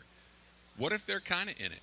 What if they are legitimately in it, but nothing really happens, right? Let's say that they go into the trade deadline, end of July, and they're in first place by a game or 2, but they're not running away with it, that the whole American League West is kind of bunched together, that the American League is kind of bunched together.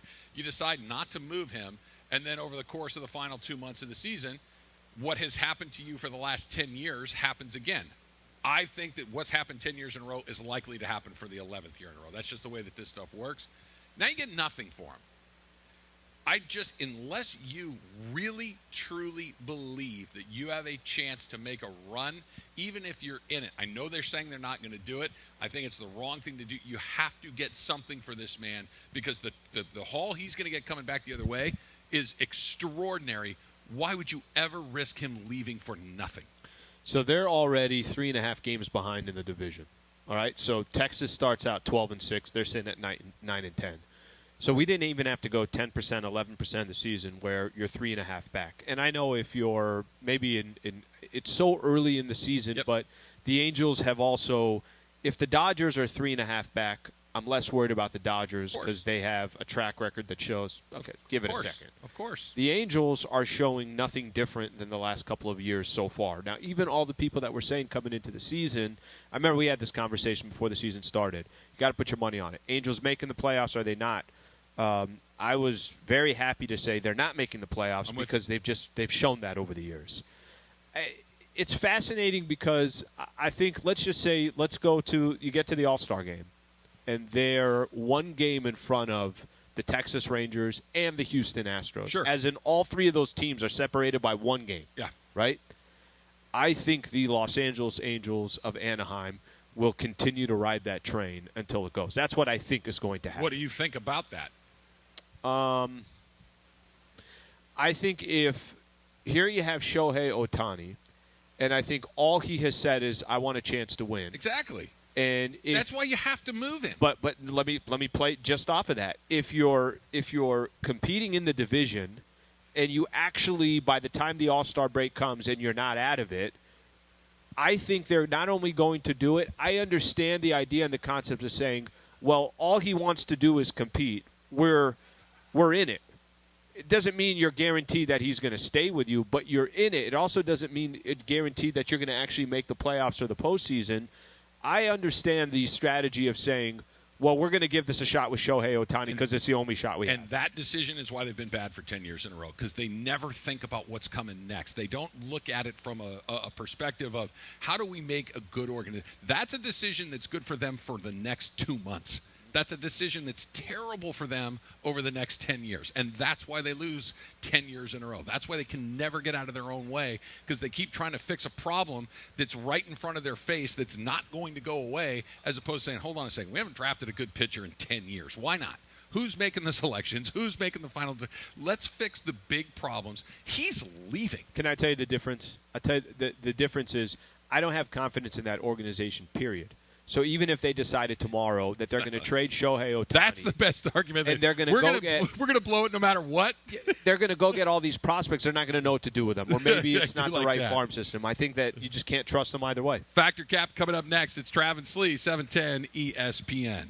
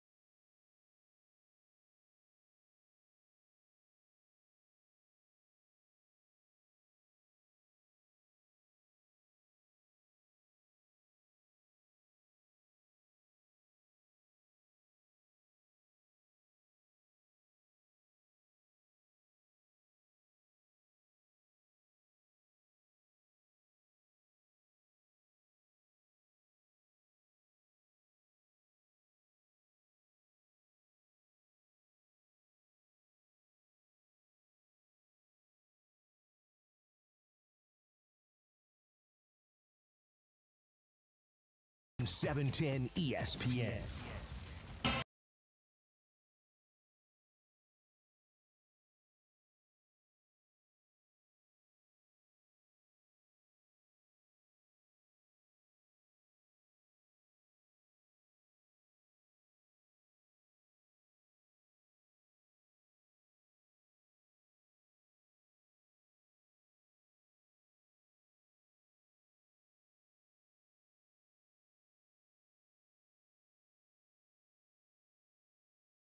Casino. We're here each weekday, 10 a.m. to 1 p.m., and it's time for Factor Cap. Oh, that's cap. That's so cap, Dad. Everything I've said is a cap, but I'm going to go back. First of all, it's not a cap. It's No, it just is a cap. Welcome to Factor Cap. Hey guys. Hello. What would you wear to an ABBA dance party? I'm in tight leather pants. Not sure why. First of but all, all leather pants on me would be tight leather pants. That's redundant. Tight leather That's pants. a double deal. I'm gonna have a definitely one of the one just kind of those dress shirts like we talked about a little bit earlier, some type of bright V. color, and I want the button. Basically, I'm buttoning to my belly button. Everything else is open. I need a fro too, of like a Starsky and Hutch vibe. Okay. Right, like leather vest, maybe like a cowboy kind of sort of shirt that those guys used to wear. Feather my hair, like center part down the middle, Yeah. split it back, coming the other way, and maybe some bell-bottom jeans. That feels like it's how it's going to go. That sounds great. Very on That- brand. That's pretty good. When right? are we That would buying be a our good look. tickets? Yeah. Yeah. Yeah, let's go buy tickets. All right, so we are at Commerce Casino. They are doing a poker tournament today. So my statement is, you do not have a good poker face. Travis, Factor Cap. I think that's cap. I think my poker face would be average. I don't know if I'm like Phil Ivey, who you have no idea what's going on at any point, and he's like the completely inscrutable. But I don't think if I decide I don't want my face to betray what's going on in my head, I think I could at least have a fighting chance. So I think that's cap. Al? I think I lean cap on this one as well. I think I could hold my own as far as you not knowing what I have. Try to be the same, whether it's a good hand or it's a bad hand. But I think if you play for maybe, let's say, 25, 30 minutes with me and you're a real poker player, you're going to have me red with no problem. If it's Trav and I playing, I think like we kind of don't know. If we're specifically talking at the poker table, we're dead meat. Oh, yeah. But that's in happening. life, like the generic poker face, Yeah. I think I'd have a fighting chance. Taylor? You'd take my money in 8 minutes, Al. You'd have all of it. Cap, I think I have a good poker. Yeah, Taylor, face, we would have although- no idea. I'd have no idea. Still don't? Show no emotion, nothing. I have no idea. What, Taylor? I've Look, never played poker in my life. I don't know. I'd like to try it, but in life, I think I have a good one. You should start in like Vegas, just at the Bellagio, you're $100 room, right? Go in there and do your thing. No, you do have a good poker face because you and I have worked together for what now, Taylor? About a year and a half at least, maybe 2 years. Bellagio. Sounds right. Sounds right. I still don't know if you like me or not, so I think that your poker face is pretty darn good. Taylor's a very Well, long. you're not going to find out today either. I didn't expect. He's a long-term poker player. Yeah. I have a terrible poker face as a surprise to no one. Yeah, I wear right. my heart on my sleeve. Fact. All right, so this morning, I kind of have like a ritual for myself. Whenever we have a remote, I like to get breakfast at Chick-fil-A. It's kind of a little more out of the way, but it's on the way to usually wherever we're going. And this morning, they, screwed up my order. They literally gave me a complete wrong order, but my name was on the bag, so it was the right thing that I was supposed to get. Anyway, I didn't go back because, already on the road. I'm like, whatever. I'm just going to eat this sausage, egg, and cheese McMuffin, which I also didn't know they had at Chick-fil-A because I thought they only had chicken. They have sausage? What? Yes, they have sausage now, which is strange. Should But be a crime. if they mess up your order in the drive-thru, you don't go back. Ellen, Factor Cap. Okay, if I'm in a your situation where you're going to work, I'm not going back. I'm just going to kind of, if I have to be somewhere, it's not happening.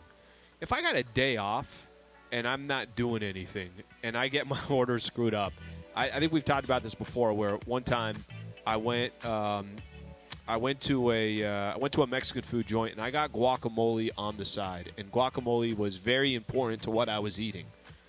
I had to go back.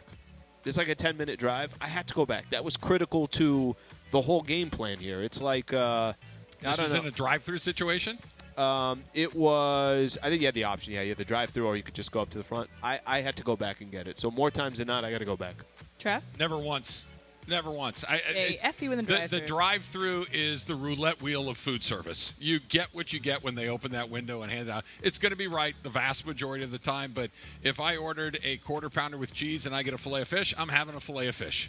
It's just that's the risk that I'm willing to assume. That when was I go such through a the good drive. example of how random, and you're like, well, filet of fish it is. This is incredibly random. It was a sausage, egg, and cheese McMuffin at Chick-fil-A.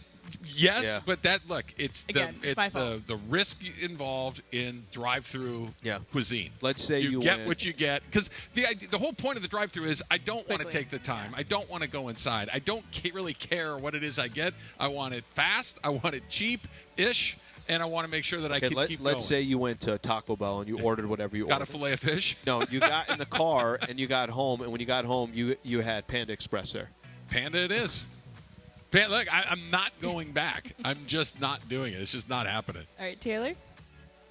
I think fact. It kind of depends on the situation. So if I'm going through the drive-through and I look over, I see that it's kind of empty inside. If that's the case, then I'll go in. If they messed up my order, but if it's packed in there, then I'm just going to keep going down the road. Yeah, I did call or I communicated with Chick-fil-A customer service and didn't get my refund, so at least that's good. All right, so Wait, back up. What did you do? I communicated Refund? with Chick-fil-A customer service, and I got a refund. Can you call Spirit Airlines? How No, do they I know just- you're telling the truth? I don't know. They took her word for it. Yeah, exactly. They're Wow. Chick-fil-A. They're very nice people. How many but people are going to call Chick-fil-A now after the show and just it just had something screw up here? I did have to give my receipt order number, so it's like they. Ah. Anyway, so there's a lot of like whirlwind celebrity romances happening right now. So you would rather date a famous person for 1 week, have it be a whirlwind, in and out in 1 week, and that's it. You'd rather have that than marry a famous person, have it end where you're the villain. All right, so you have a long-term relationship. Yeah. Where you end in your villain, or you have you date with someone for a week. So you'd rather have the 1 week. Taylor, fact or cap? Fact, yeah, give me the week. I don't know. Let's just imagine if you date, I don't know, for example, a Taylor Swift or something, and then you have all of her fans attack you after that long relationship. That would be terrible. So, yeah, just give me the week. Yep, sounds right. Travis? Because if you marry someone and they're famous, you might get money in the divorce. You might get more status. A lot more perks, right? Kind Yeah, I of think milk I it want for a that. little I bit don't longer. mind being labeled as the bad guy either. That's not a deal breaker for me, right? Because how long is that going to last? Once you're broken up, right? Nobody. Well, you got to go cares 10 anymore years anyway. just to get. Yeah, your share. Let's use Taylor Swift as the example, right? The lifestyle that would come along with being with her for Private a long, jet, lots of money. Like, crazy. yeah. It would be amazing. I'd like to live that more than a week. And if at the end Yeah. of the day, all the Swifties hate my guts, I can live with that. I don't really care. Yeah, Joe Alwyn got a bunch of acting roles because of her too, and like his like career went off too. Right. Al? So my initial reaction was going to go with 1 week, and Taylor, I was with you. It's like let's just let's keep this short and let's move on. Travis, that was compelling. What you just did there about screw everybody else. Look at everything that I get out of this You're a relationship. gold digger, Slee. Turn into Draymond Green. a Like, lot of pump gold up that the you could Swifties. dig in those Lot 10 of gold. years. I think now I'm rolling I'd up have my a mine. sleeves. I'm long I'd term be a here. prospector. I'd have that little bag and that axe. I'd be chipping off nuggets off the wall every day. A poker face for 10 years. Just pretend, don't show anything. Absolutely. I'm in. All right, so it was Boss Amanda's birthday, maybe 2 weeks ago, a week ago, and she told a story about her friend, called her on her birthday, and I guess had forgotten that it was Amanda's birthday, and so the entire conversation didn't say happy birthday or whatever. Yeah. But I know we've talked in the past about how we don't always remember everyone's birthday, but you don't keep track of anyone's birthday outside of your immediate family. Travis, bet or cap? Cap. There's a handful I know outside of my immediate birthday, and not to the day, but I know the general area in which they land. But it's a very their sign? I don't know any of the astrological signs. Like, I know that Chris is in September. Yeah. Right. I don't know exactly when in September. I start looking for the post to He'll find tell out you. what it is. I Yeah, know, he'll tell you. and I know, but I know that we're in the ballpark. Does my mother-in-law and that kind of stuff count as family? I would count that as immediate family. Okay, still. because I know she's in June, but I couldn't tell you exactly when. I know Susan's sister's in February. I don't know exactly when, but no. So only a very select few. Al? All right, I forgot which one is fact, which one's cap. I tend to. You don't remember would be fact. That would be fact. That would be fact. I have random memories. Do you know of Cousin Slee's people. birthday? Cousin Slee, I do. February 28th. Okay. So I have random people's birthdays that I remember. I'm talking about family members, things like that. Like one of my cousins, I don't know, January 5th. I got a couple cousins that are in September. I remember all those. Of course, I know my mom, my sisters, my niece. But for the most part, you're in November. I know that, right? Yes. As are you. Yeah. So the fact that we're closer to each other, I know that. Right. But I tend to. Emily's June. Yep. See, I'm basically plugged into everybody. I tend to. Sorry, Taylor. Forget birthdays. Taylor's in January. Yeah, forget birthdays more than not. So back for me. Taylor. Let me. Is this cap or I don't know which one? Which it way would does be go? fact if you don't remember. do. I remember I've got a dozen or so in my memory bank. That's pretty good. Yeah, whenever someone tells me their birthday or whatever, I will put it in the contact of my phone, and then your phone will remind you, if your events of the day or whatever, it includes that person's birthday. Okay, so you might know the answer to this. This may happen to you, too. There are a handful of people in my phone who are casual acquaintances. Yeah. Whose birthdays show up on my calendar. I didn't put it in there. Where is that coming from? If you wish them happy birthday, it'll put it in your calendar. Is that what it it's is? A smart reminder. So, I wish Kirk How Morrison. do I get it off? You can go into their. By the way, I'm not kidding. You can go into their contact and take away that information. So I wished Kirk Morrison a birthday, and then your phone's like, oh, do you want to remember that this is the birthday? And then it'll do that. I'd like to wish Kirk a happy birthday. Yeah, Kirk's a good one. Some guy that I met once 4 years ago that's in my phone. It's like I don't care that it's your birthday, brother. Or maybe he put it in himself when he was putting in his information. That's also. Oh, okay. That's a weird move. You ever had like you were just talking about with Amanda, a good friend you're on the phone with on your birthday and they forget it's your birthday? Would you tell them or not tell them? I won't tell them.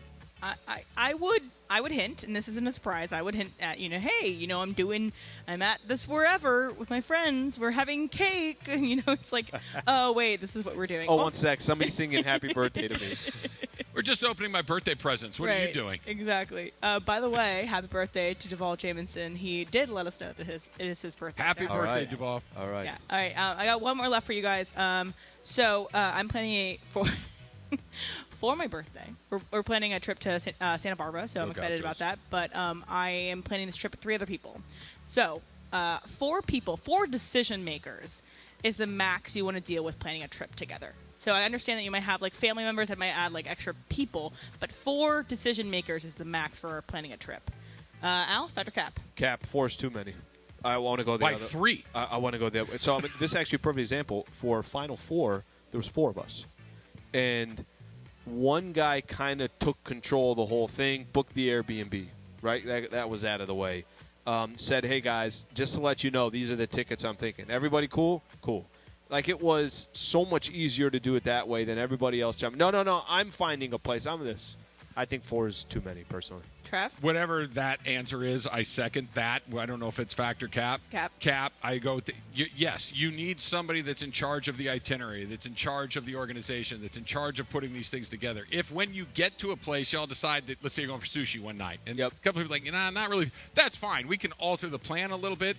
But when we're getting ready to go, 4 of us are not suggesting Airbnbs. 4 of us are not suggesting when this is where we're staying, this is how we're going, this is how it's going to be. Keep it moving. And by the way, and I don't know if it's the same for women, but for men, I would love for anyone else to take control of this. I'm not going to complain about it. I don't really care where we stay as long as it's clean enough.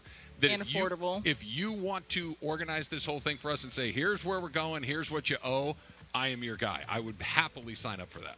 Taylor?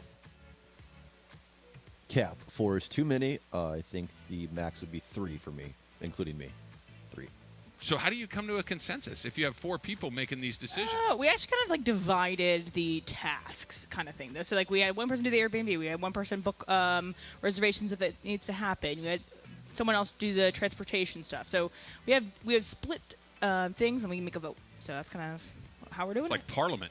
My friends and I are very organized people. You got to get a majority. We are and then gathered you take here control today. of the government, exactly. And then you very narrowly pass your agenda. And the second that you lose one of your constituents, then the majority comes over here, and now the prime minister is switched from one side to the other. This is Parliament. You're running Parliament. We don't have a swing vote because we only have 4. We have 4 people. So it's even sometimes in all those speeches, just whatever is said, everybody stands up and claps. They're doing that too. Right, It's exactly. the same thing. That's it. We're going here. You don't like it, you can stay home. That's how it is. That's what being a parent is. It's kind of nice to just kind of say, I don't really care what you want to do, but we're going to this spot. That's how it needs to be. All right. Russell Westbrook is good again, Slee? Is that where we are with all of this? That's coming up next. It's Travis Slee, 7.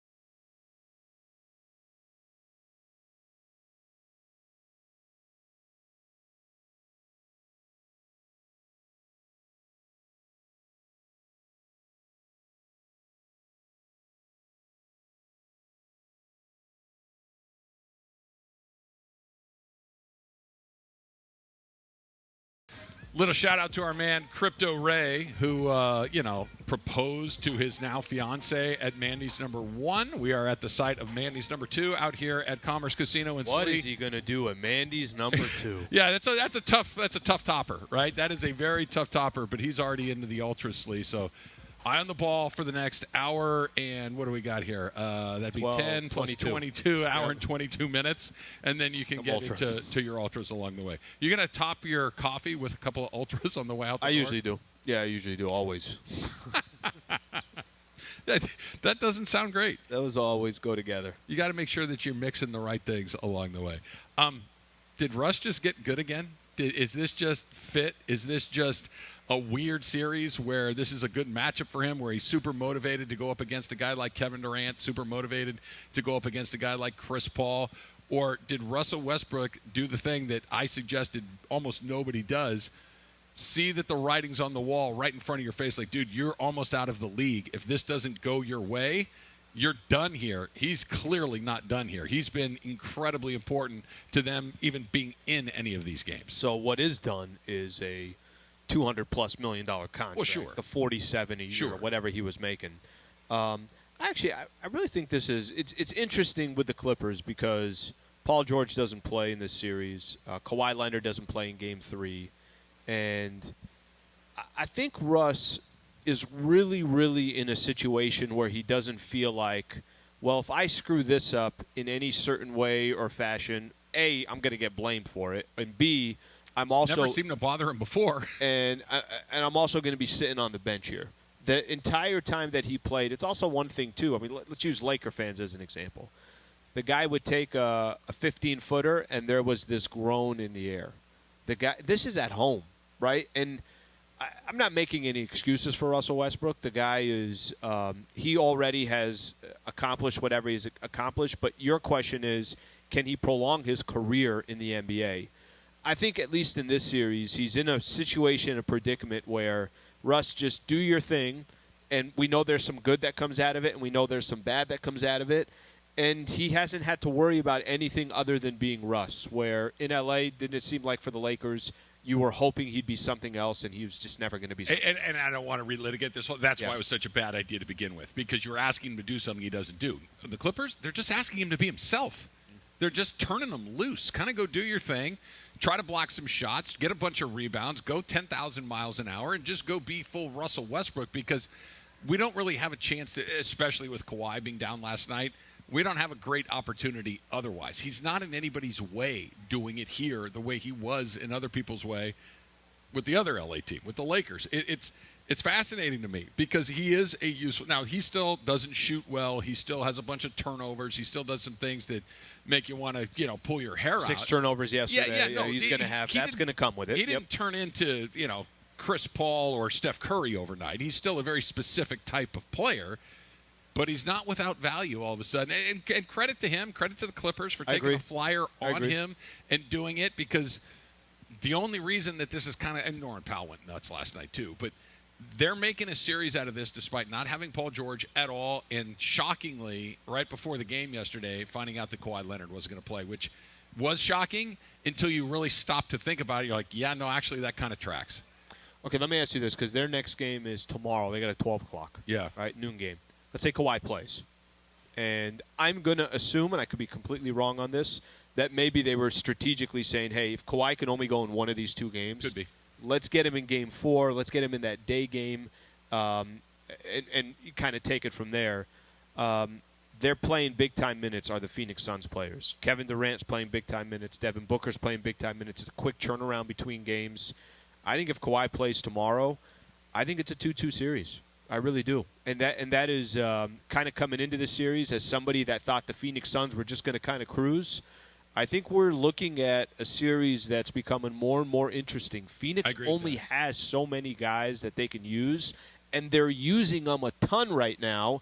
And Kawhi could potentially come into Game 4 fresh, ready to go. And they hung yesterday with the Phoenix Suns. They did. You said a couple interesting things there. And I want to put the idea of them being strategic with playing him or not in a separate category, because I think that's amazing. That is such an incredibly risky thing to do in the playoffs, because you just don't know what you're going to get from one night to the other with most of these other guys. But going back to the other thing, I think you're right with the Suns. When they got and let's make sure we do both sides of this. They've lost one game with Kevin Durant. Yep. One. Okay, so while, yes, they're playing guys heavy minutes and all these things, they're still winning just about every single game that they play. But I think you're right. I think they are burning a lot of rubber off the tires on Booker, on Paul, on Durant, on Ayton, on all of these guys. They're playing like 7 guys, maybe an 8th guy here or there. We talk about the Lakers all the time and the rest that they need. Kevin Durant's not a young man. Chris Paul's not a young man. Yeah. These are guys that need rest as much as everybody else, and that they are playing 42, 45 minutes a night. Them being the favorite in the West does not feel like they are anymore, even though I think that they're going to win the series, even though I think that they beat the Clippers in probably 6 games is what it feels like. But what comes next? They got to deal with Denver, who's going to go through Minnesota like that. What felt like a really good matchup for them all of a sudden doesn't. Well, what we talked about is the Laker frustration of, well, you're not taking advantage of the fact that Ja Morant's not there. Right. The Suns are not taking advantage that Paul George and Kawhi has not been there, and in that case yesterday, Kawhi as well. Okay, I know we're going to spend a lot of time on this. It's a Lakers playoff Friday on 710 ESPN, getting you pumped for what's on tap for tomorrow night's game.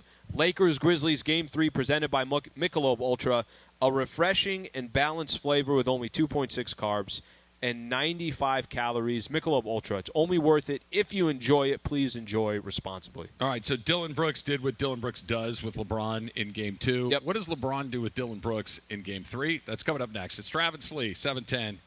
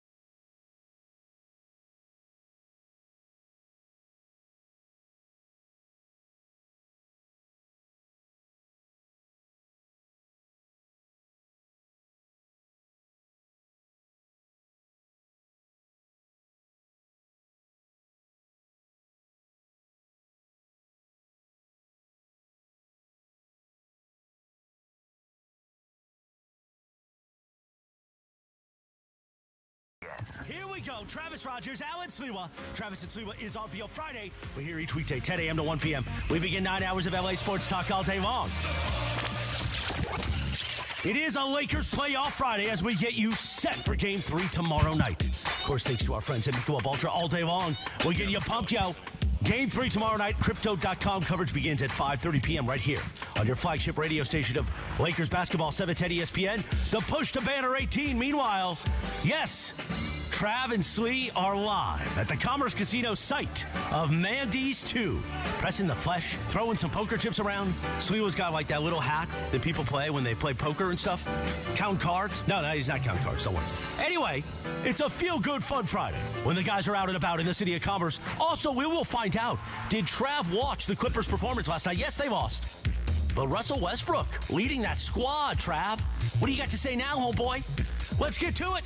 Travis and Sliwa broadcasting live from the Commerce Casino for a Friday right now. Yeah. I feel like Chris kind of buried the lead a little bit right there. Like, they lost. And they lost. When you lost, when you lose. Yeah, what do you got to say? I don't know. There's a ton of. They almost won. Yeah, won? That gets you what exactly? Hey, we almost won. Okay, on to the next round. Close only counts in horseshoes and hand grenades. That's right. It is not close. You seem to be surprisingly chipper today, and I thought that you might be a little down, considering that you no longer have a blue check mark on your Twitter feed. Crap. So I got to figure that out. You doing all right? Well, Carlo had hit me up and said, "Hey, Al, need you to. You're going to get a notification on this. I can't remember my password, so I haven't logged out. To then I could do the forgot password." Yeah, so it's a lot of steps. It was a lot of joking around yesterday with all the blue check marks going away, and I'm just like, yeah, I don't care at all. Did you sleep, or how'd that work out? This was one of these things that the way it used to work, sometimes it would just pop on, right? Like I wasn't verified, and then one day I like if you have enough followers. I couldn't even begin to tell you the metric of how it worked along the way. Somebody may have done it on my behalf. I don't know, and that it went away yesterday. I don't really care. Like, I know why that Elon wants, was it $8 to do it? Yeah, something like that.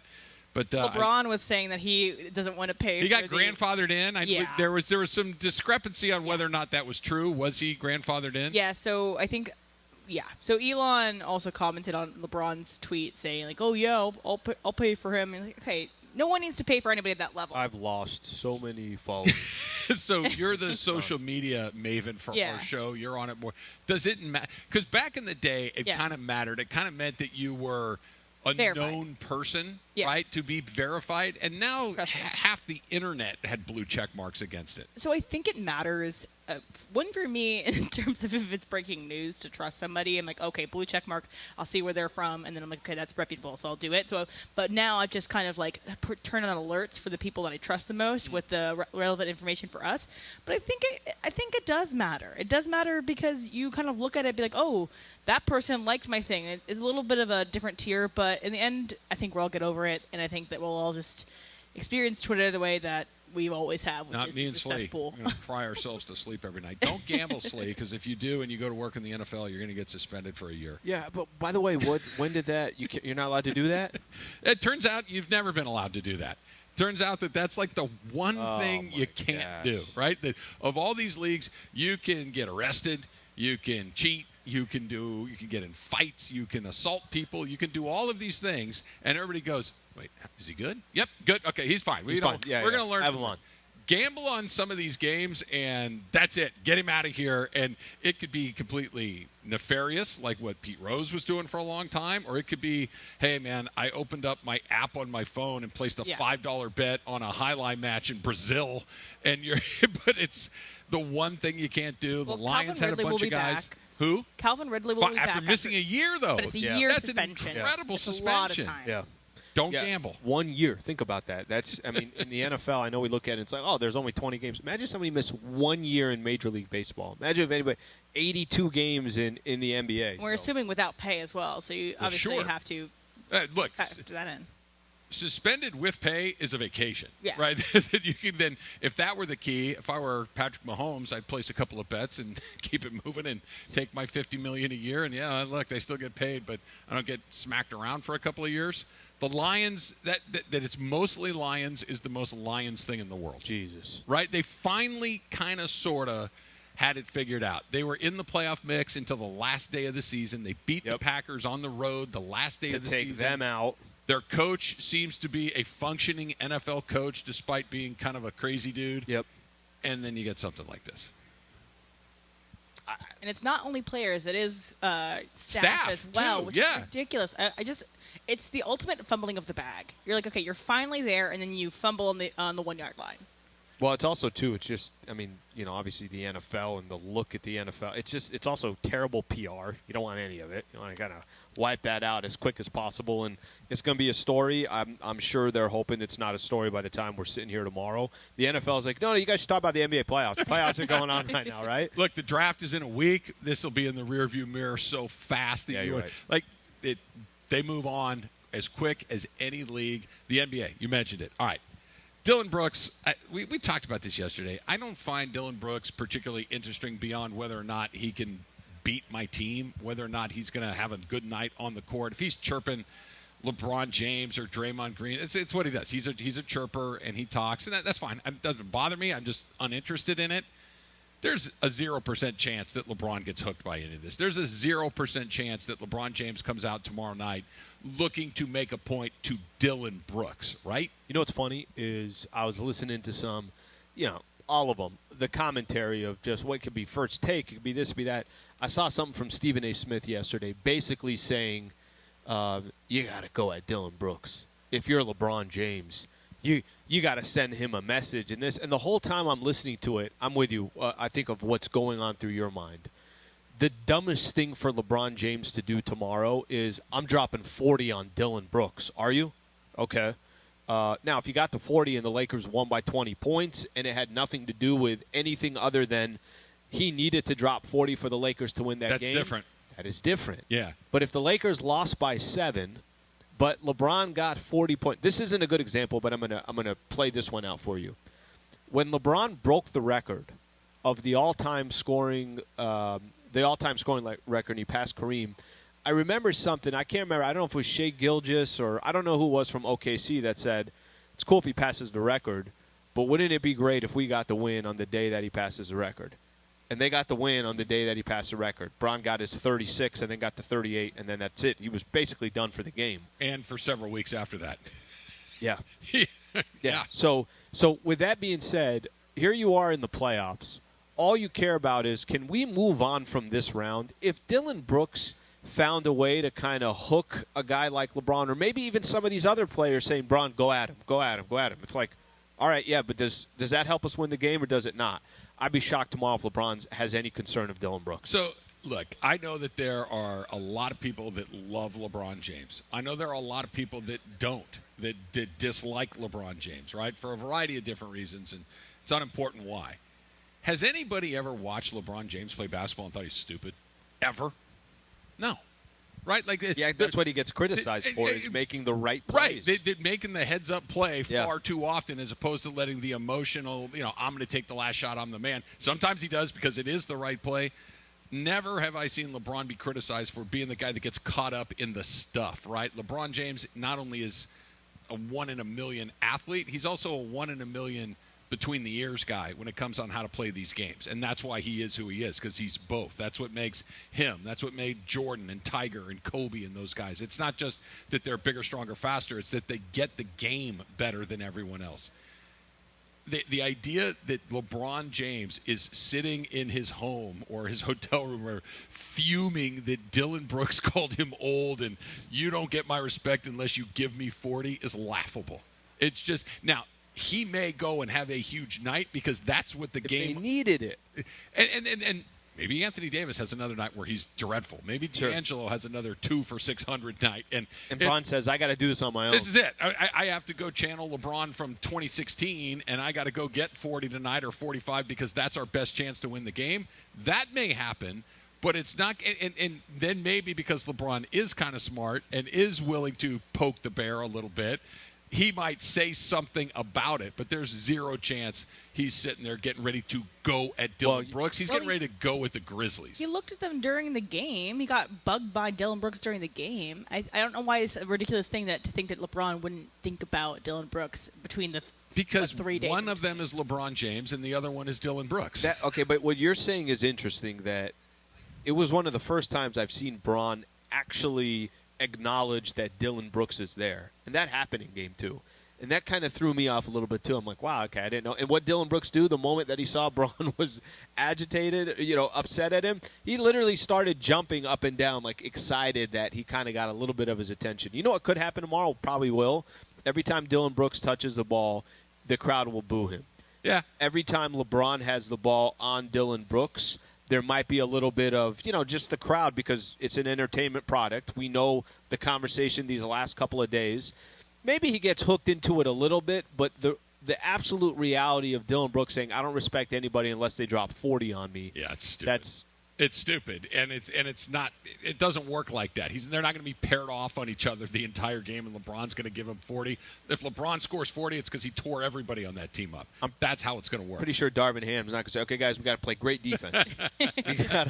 Offensive rebounds are going to be important, and LeBron needs 40 on Dylan Brooks." I do think that there's an element of a little bit, kind of what Emily was talking about, that LeBron James is still LeBron James. He's still more than capable of having a night where he tears you up. He's still more than capable of being the best player on one of the best teams in the league. But is he what he was a while ago? And because he's obviously not, it's year 20, and he's been playing for as long as he has, guys are a little bit more comfortable kind of saying, you know what, I'm going to at least try to get him on tilt. Because before, if you did try to do something like this, that he was the best player on the planet. I don't know if he's a little bit more vulnerable, just from the player perspective, that the risk of being embarrassed the way that you might have before is a little lower.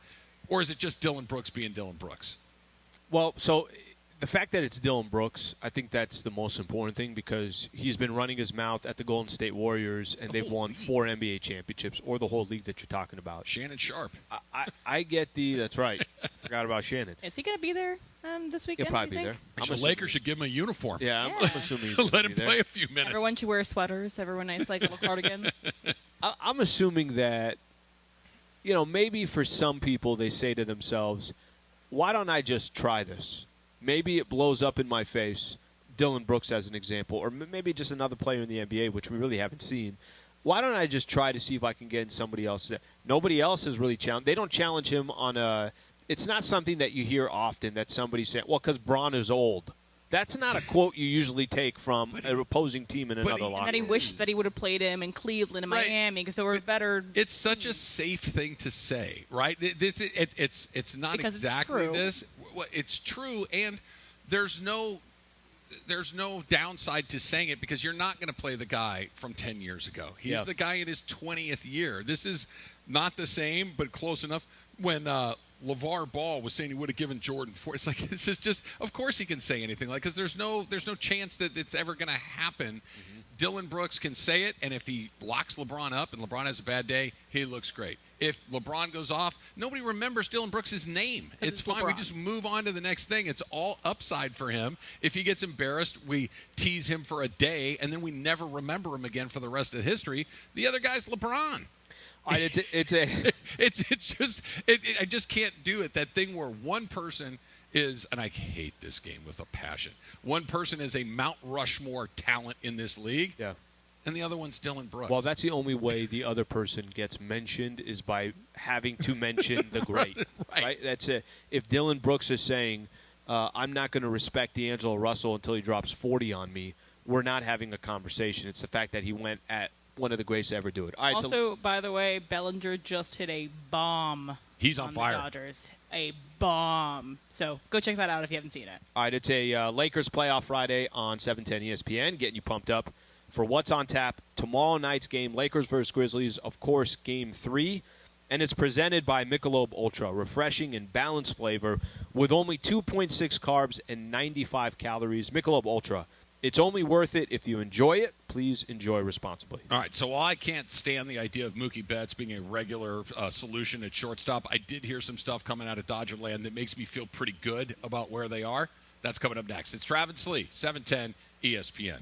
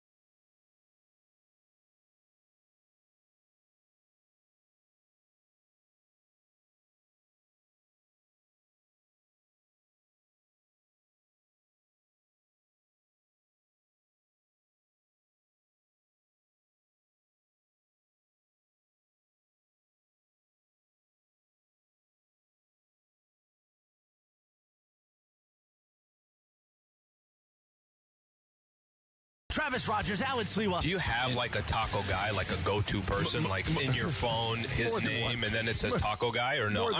Honestly, like, do you go to the same person? We have a couple that we use. Travis and Sliwa on 710 ESPN. So Emily just mentioned a second ago, Al, that Cody Bellinger went deep again. The Cubs are putting it on the Dodgers right now. On Julio. You're right about that. Yep. He's given up 5 earned runs through 3 innings, a couple of home runs, a couple of doubles, and a triple through the first 3 innings. So he's not having his best day. Not sweating him. He's fine. Go back to Bellinger for a sec. I'm really happy that he's playing well. I really am, because I don't think this would have happened had he stayed in L.A. I think that everything that comes along with his history here, the good and the bad, was clearly working against him. They gave him the better part of 2.5 seasons to get this sorted out, and he couldn't do it.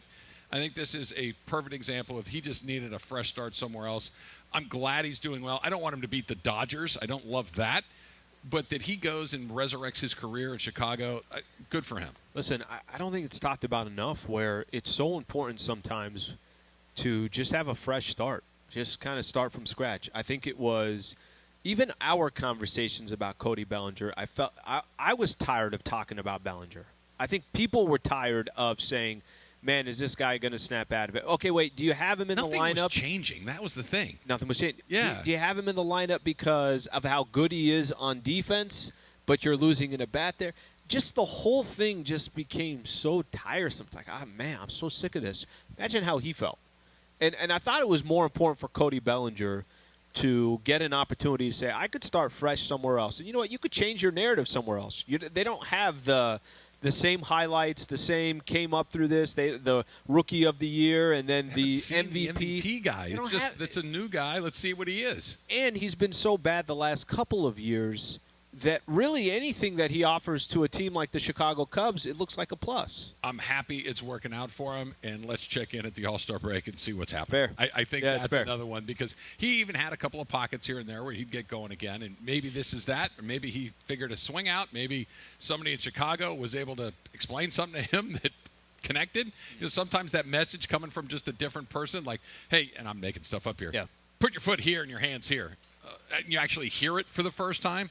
Who knows? But or less pressure, less spotlight. Just a different change of pace might do wonders for him. The expectations that he had with the Dodgers, because the Dodgers had such unbelievable expectations, so much different than the Cubbies. And you can answer this, but I think for a lot of Dodger fans, I'm sure they're kind of happy. All right, go do your thing over there. Don't do it against the Dodgers. That's kind of where I am. Is it like Jared Goff, where you're kind of like, you want him to be okay as a person? That's a really good comp, because I think everybody was done with Jared Goff, and I think everybody was done with Cody Bellinger, but there wasn't any hard feelings. No, there isn't. It wasn't like you didn't take less money to go somewhere else because you hated the city, you got in a fight with fans. It wasn't any of that. It's just, you know what, we need a little more, and you're not giving it, so bye. Yeah. I think that's a totally different thing. Stan Kasten was talking. This is downright hilarious to me. That they're asking him, hey, why aren't you doing things more like the Padres and the Mets? Why aren't you guys going out there and spending all this money on these guys? And why are you so quiet in free agency? And why are you slow to address this, that, and the next thing? Has nobody watched this team for the last 10 years? Has nobody seen that the plan that they put into place, the way that they execute that plan, the way that they allocate their money, the way that they draft, sign, and develop is better than everyone else in baseball? And one bad start to a season, which, by the way, isn't good, but it's not a catastrophe. They're a 500 team. Doesn't mean that you start doing it differently after 3 weeks of a season. That this is a topic is lunacy to me. I mean, I get it. I mean, look, the Padres are thriving right now at 9-10, 10-10, whatever they are. Right.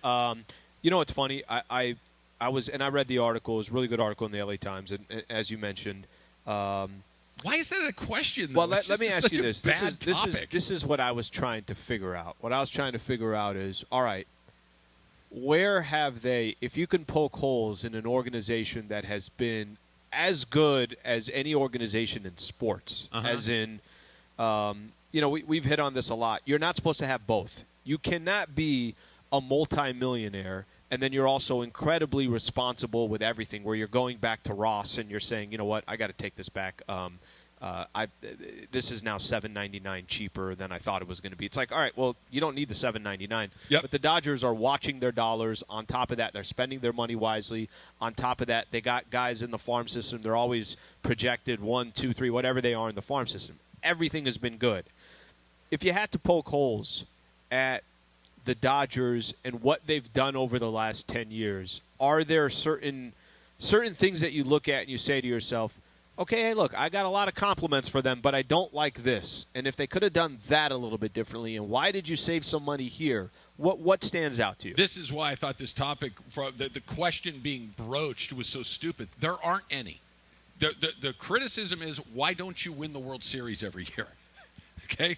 The reason that you ask the question, why don't you win the World Series every year, is because you're in the damn playoffs every year. Okay, the only reason that the criticism of, hey, you've only won one World Series in the last 10 years and been to 2 others, what the hell's the matter with you, is because they're great every year. There is no criticism of the operations. There's criticism of the games. There's criticism of players. There's criticism of decisions for guys like Dave Roberts. But isn't that kind of part of the big picture of everything? No, because they always have the best players. They always have the best prospects. They spend their money. They signed Freddie Freeman to a massive deal. They signed Mookie Betts to a massive deal. Max Scherzer, we're good. Like they execute their restraint when they believe it's in their best interest to do it. They will spend. Look, they're going to get in on Ohtani, whether they get him or not. Time will tell. I'm optimistic that they will.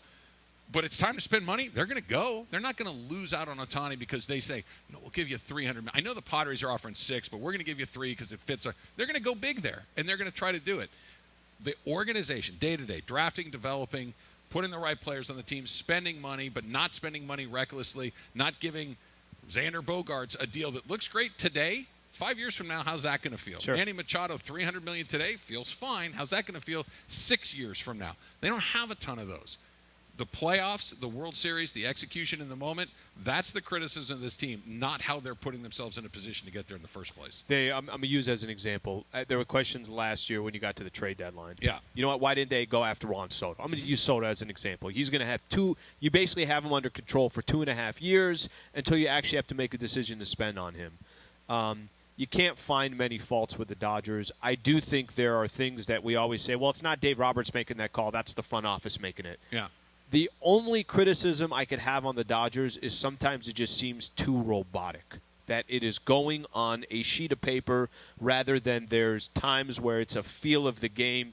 You make decisions at the feel of the game. That's the only thing I can really think of. But I don't think that's a fair criticism, and here's why. Because you're right. It is robotic. It is remarkably steady in how they execute their metrics, right? They don't do the emotional thing. I'm going to use this as an example. Trey Turner, right? This Trey Turner thing wasn't, hey, listen, the Phillies are offering, and I forget what it is. The Phillies are offering $300 million. We were at like $270. Yeah. Why don't we just go to $310 and get this thing done? They don't do that. And it is robotic, and it is disappointing that a player like that leaves to go to another team. But the reason they can go get the next Trey Turner, the reason that they can pay Ohtani, is because when it's time to make a bad deal, they don't. They decide not to do that. It's disappointing that he's not here, and, hey, Corey Seager's one of our guys. Just give him that deal. You don't have a shortstop right now because of this. Well, they've had bad luck, and because of yes. But it's not. They didn't go. Corey Seager is great so far this year. Trey Turner, not so great. So this stuff happens. They'll get the next one, or they'll get the one after that. They're not going to put themselves in a position where they do something emotional, which can be frustrating, but it's actually the right thing to do. That's the part where I think that's the only criticism is just it feels like there are times where I'm not telling you emotion should make a decision, because most times when emotions make a decision, it's probably the wrong decision. But I also think that you also cannot be left foot here, right foot here, left turn this way. But you know they're what I mean? not. That there's sometimes they went and gave Freddie Freeman a fortune. Okay, but here's the thing: that's a fortune. The Freddie Freeman seems like the only thing idiotic about that is that there wasn't 10 other teams offering the exact same contract. That doesn't seem like a bad contract. It actually in today's it's not. numbers. That's the whole point. But and that's my point too, is that numbers wise, that's nothing. 6 years to a Freddie Freeman is actually. Doesn't it seem like one of the better contracts out there in all of Major League Baseball? And obviously that's from the Dodgers. The Dodgers should keep whatever it is they're doing, however they're landing on these decisions, they should do it, except for maybe you make the emotional one on Justin Turner, the Clayton Kershaw. J.D. Martinez's been pretty good so far. Yeah. He's been pretty good so far. He, as of yesterday, led the National League in extra base hits. They know what they're doing. Justin Turner, wildly popular. One of my favorite guys over the last 10 years. They said, ain't doing that. Sorry. We love you. We'll look forward to Old Timers Day when you come back. He may end up being the next manager of that team, right? That's the sort of guy, that's how they think of him. Yeah. But it's like, we can get him for half as much, for half as long, with the same or better. Sorry. Good luck. See you down the road. It's ice cold, and it's brutal, and that's why they win every Well, and I'll say this. I don't think it's ice cold. He had a long, long career with the Dodgers, and it's like, if you can go get that money there, go get it. And I think that was – Seager was kind of a similar thing. Trey Turner probably just wanted to be on the East Coast anyway, so maybe he just didn't have as much control when it came to that. By the way, Julio is done after 3+, and it's the worst start of the season so far for him.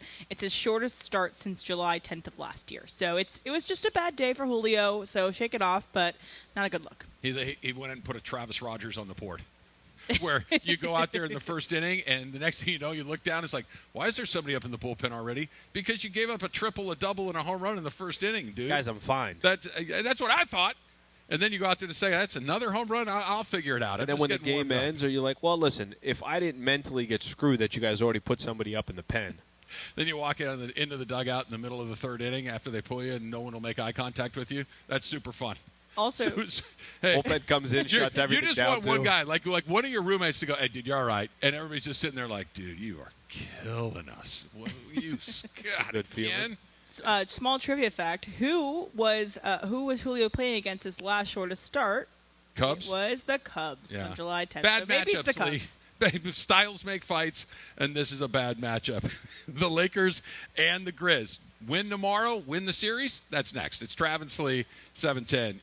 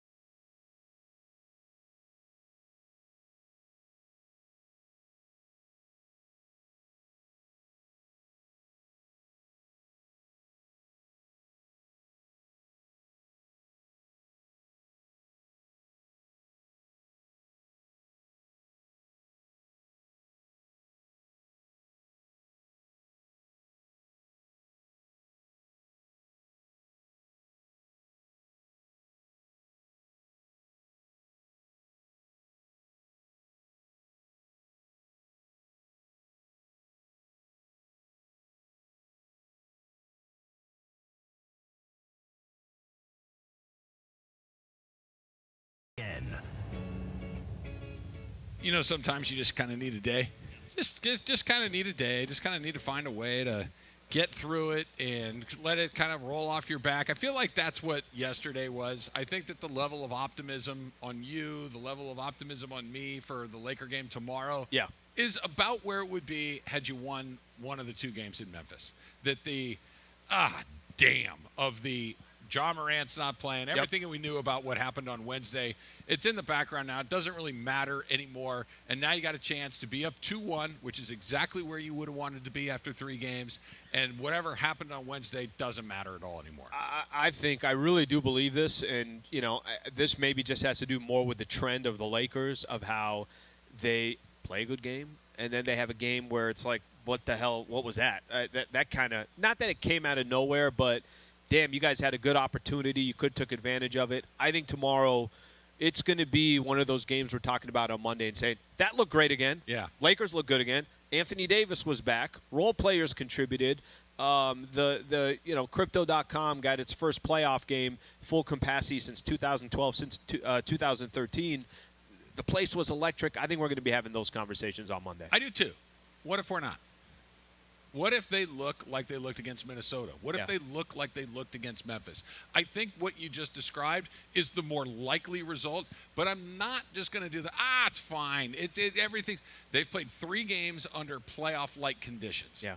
2 of them have been really ugly. Mm-hmm. Okay, so if all of a sudden you get a third out of 4 that looks really ugly, that game 1 is the weird one, not the other 3. That if you look good again, then I think it's exactly what we've been talking about, right? Good one, bad one, good one, bad one. Good, pretty good, good. That's kind of what they've been for a good chunk of the season. But if 4 playoff games with playoff-like intensity have been played and 3 of them look like you-know-what, why do we think that the 1 is the thing and the other 3 would be bad? I think they're going to win, but if they do this, then it's that, hey, wait, did we get ahead of ourselves I'm going to play it out. Yeah. Because I think it's interesting, because I think most people are thinking, this is a bounce-back game for the Lakers. It's this, it's that. I do too. However, let's play what you just said, and let's say fourth quarter, 3 minutes left to go in the game, and we're tied at 106. Okay. Either way, if the Lakers won that game or lost it, but let's play it out first that they lost that game, okay? They lose that game tomorrow, however it happens, but they lost that game tomorrow. This is no longer about the, hey, you know what, they screwed up an opportunity. This could have been a short series, and now you're going to be tired in the second round. No, you lose tomorrow. It's explain to me as the series goes on that could be a benefit to the Lakers. It's not. It's not. If you're down 2-1 going into a now must-win game 4, and then you're already going to Memphis, at worst for Memphis, they're basically saying now we just hold home court again. Yeah, they're in charge all over again. They're in charge. You go 6 games or you go 7 games, every one of these games moving forward starting tomorrow is 1 day off. 1 day off. 1 day off. By the way, travel to Memphis. I was travel say, back. That does not play to the Lakers' advantage. No. So to answer your question, if they somehow lost that, not even somehow, they lose tomorrow, and this is no longer about the luxury necessity. This is no longer about, hey, you just want extra rest for round 2. It's a real question of you're getting to round 2 or not. I do think it matters what it looks like, because the scenario that you painted, right? It's a tie game, 3 minutes to go. They make a 3 at the end. They make a play at the end, and they win the game by a bucket, 2 buckets. They get a foul at the end, whatever it is. Okay, tough game. You lost, but you played well. All right, let's run it back. Let's do it again, and let's see what happens. Wouldn't that kind of be to come off of the loss the way they did? That's the scary part, right? If that means that Game 2 was even more catastrophic than we thought it was, because now you just got beat by a team that's pretty good. If they look, my fear is it looks bad, and you lose, and now that's kind of who you are and what you do. If they just get beat because Ja has a great night, or somebody Dylan Brooks knocks down a 3 to beat you by 2. All right, yeah, that's just playoffs. That happens occasionally. Can it look decent for a couple of games in a row? Can Anthony Davis be really good for the rest of the series? Can LeBron James be healthy and active and dynamic the way that we need him to be? Can D'Angelo Russell make at least 40% of his shots? These sort of things, If you lose, you just lost, as opposed to, hey, you've laid an egg when everyone was looking again. What the hell's going on? There is a difference. The thing you just mentioned about Anthony Davis, let's use that as an example. Let's say he has 2 bad games in a row. He's supposed to have the bounce-back game when he says, my bad, in the press conference, when he says, oh, that one's on me, I got to be better. Let's say he shoots 6 free throws. Let's say he had another one of those games where he's 6 of 17 from the field. Xavier Tillman has another good game. Well, you can't expect to slow down Xavier Tillman, Al. There are just some guys in the league that are completely He's going to get his. You can't hope to stop Xavier Tillman. You can only hope to contain him. Does Tillman walk into the locker room and says, guys, I'm getting mine? Don't worry. Got this. I like how in the TNT interview afterwards, they were asking him, like, oh, did you ever picture yourself being like the on-court interview afterwards? It's like, no. Like, nobody did, right? Yeah, it's honest. It's nice. The Lakers could use a guy like that. Like, it would, would be great? Saturday night, game's over, and it's like, who was just unreal tonight? Beasley. Great. Austin Reeves. Vanderbilt. Great. D'Angelo Russell. D'Angelo Russell had 33 tonight. He was 9 of 14 from the floor and 4 out of 5 from behind the three-point line. Awesome. Let's go do some more of that. That's not what I expect, right? That you figure if the Lakers are going to get that post-game interview, it's one of 2 guys. That's if they're in a good spot, it's going to be one of those 2 guys. Yeah, and that's the I think, coming into tomorrow's game, there are certain narratives, certain storylines, and I think by the time tomorrow's all said and done, even if we got a Lakers dominating win, let's say they won the game by 10, 12, they were in control the entire way. That doesn't mean I could tell you what team's going to show up in Game 4. Of course not, right? It's funny. This is a classic 2 things can be true and opposite at the same time. That when Anthony Davis gives you the clunker, like he did the other night, it drives you crazy because it's just so unbelievably predictable in the moment. But when he does say, it ain't going to happen again the next time, it almost never does. When he says, hey, I need to be better, you can almost take that to the bank that he's going to be better. I wish we didn't have to go through it because I think it speaks to the sort of competitor that he is or the sort of focus he is or whatever it is that makes him have that game way too frequently. When he says, I'll be better, he almost always is. That's I hope I never see it again, but when I hear it, it does make me feel like there's something good about that. Yeah, there are certain players where, it's just talk. Right? Like if we talked about him a little bit earlier, Dylan Brooks is just talk. That's what he is. That's what he does. He talks. If Anthony Davis, for the most part, first off, he's honest and he's not, what he doesn't say in a post-game interview is, guys, I don't know what you want me to do, but they're not throwing me the ball enough or, well, that's not on me. He's honest. He says, I got to be more aggressive. This almost too honest to where we, as a fan, you get almost frustrated with it because you're like, AD, we know that. We see it. We understand Stop telling me what I know. Yeah, don't tell us that. But he is one of the few players that when he talks, I listen because I am – if Anthony Davis will tell you I got to be better and I'm going to be better and next game this, that, there's a lot of times he does deliver on that. The light bulb just finally went off over my head. I think I finally have Anthony Davis figured out. Like literally in this moment as you were saying that. You know what he is? He's a normal guy. He's a normal guy who gives you inconsistent performances like we all do. He's a normal guy that will tell you what's on his mind most of the time. He doesn't just start barfing these cliches at you that just that he's pretty honest. I think that his level of performance is pretty human. He just happens to have this talent that isn't, right? He's got this talent that is 1 in a billion. But his demeanor, his outlook, the way that he speaks, the way that he talks to people, way to put it. It's really normal guy stuff. You know what's abnormal? Kobe Bryant. To be the guy that is just no matter what it is, I'm in the gym at 2 o'clock in the morning, and every practice is delivered with this amazing intensity, and you go 30 games and 28 and a half of them are amazing. That's abnormal. Tiger Woods playing 10 years of golf and never missing a putt over 10 feet because he hit 60 trillion of them as a 6-year-old, that's abnormal. This is pretty normal. Well, and maybe that kind of falls to the line of when we say, hey, these are the greats.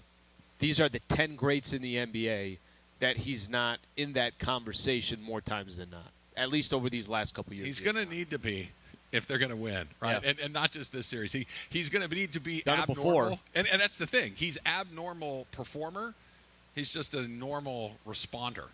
It's just, come on, let's LeBron, sit next to him on the plane and say, no, we're not doing that. Like, just keep elbowing him in the ribs or something to agitate him every single day as opposed to, yeah, that was pretty good. Maybe tonight's not the night. How about, it won't happen twice in a row. How about Crypto just like sneaking in quietly? Hey, there's a game in the afternoon. Just get KD and Kawhi quietly into this game. In the two games in Crypto this week on Saturday, right? Yeah. It's like an AAU tournament. Like they had to have one go in and one come out. It's college basketball in a sense on the Final Four. This is for you. I've just decided I'm going to spend some of your money. Give me your credit card and I'll book this for you. Sure. You should go to the Clipper game. Yeah, I actually did think about go to the that. Clipper game. Think about who you get to see. You get to see Chris Paul, Kevin Durant, Devin Booker, maybe Kawhi Leonard, Russell Westbrook. In all of that game, that's a really good game with a high stakes. Stick around for a couple hours afterwards. Let them change the floor out. You got LeBron James, Anthony Davis, Ja Morant potentially, and another play. That doesn't happen. You don't have to move your seat. Well, if you think I'm buying a ticket for it, We should do it. that is not happening. I'll get you a good seat. I was going to just get, if Amanda can hook it up with a media credential, I'm in. That's what I would need, because then I get the media room twice. I get the media room. I get the breakfast that they serve. What is the? I get dinner. I remember the Lakers setup in the media room being better than the Clippers setup in the media room.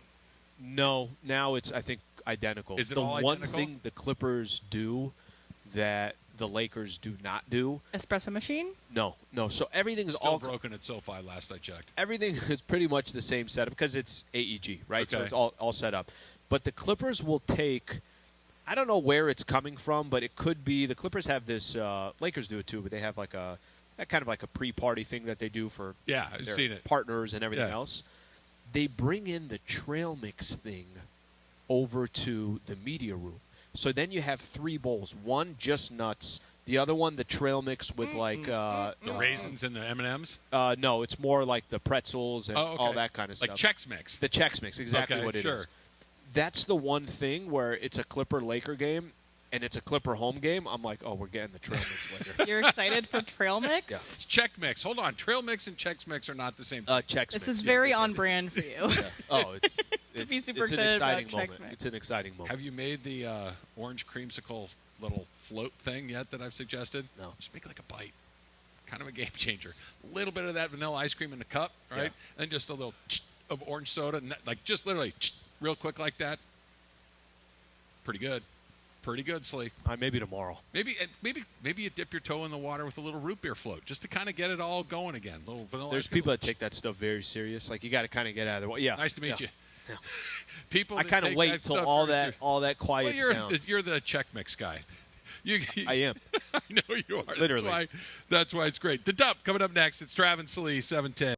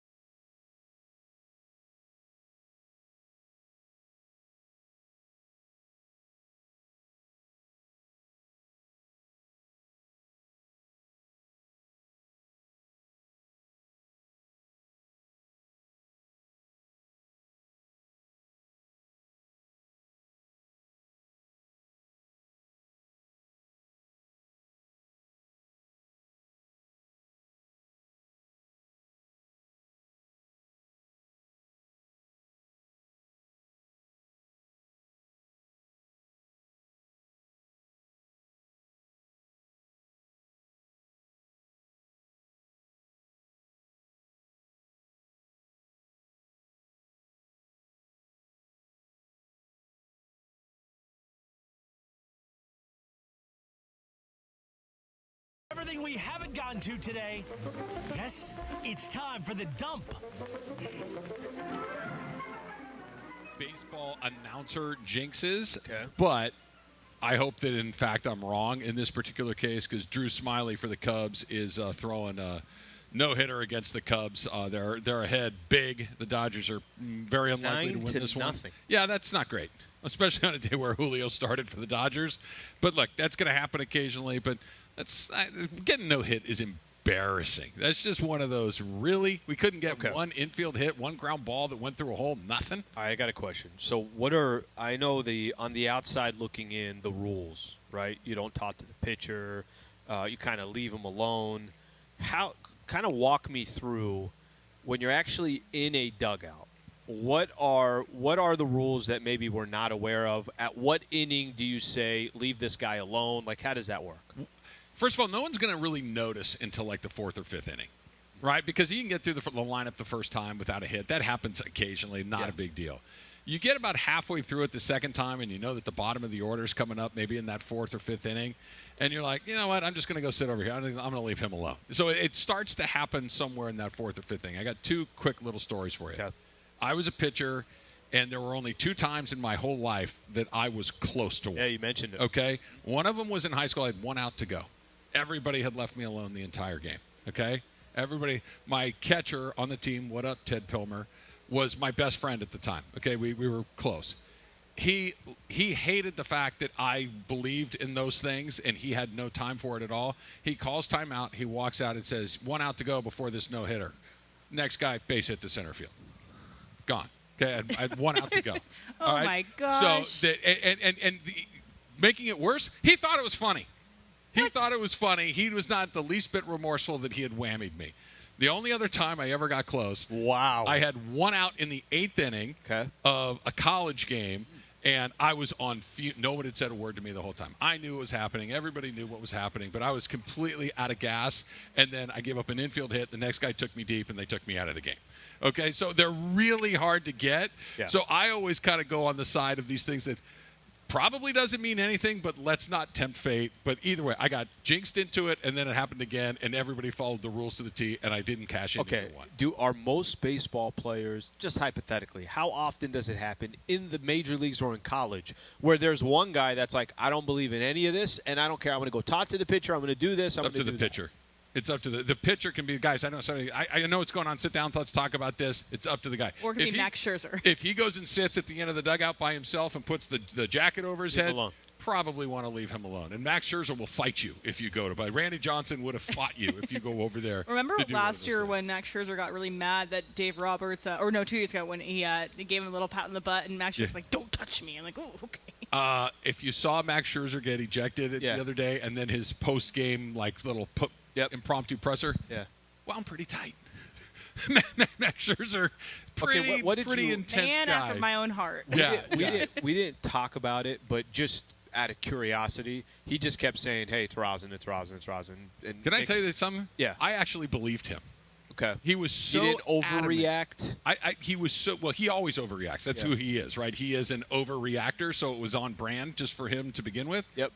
The fact that he was so adamant I was telling these guys, and both of the umpires that killed Phil Cuzzy and the crew chief that kicked him out, they weren't arguing that it wasn't sweat and rosin, both of which are legal.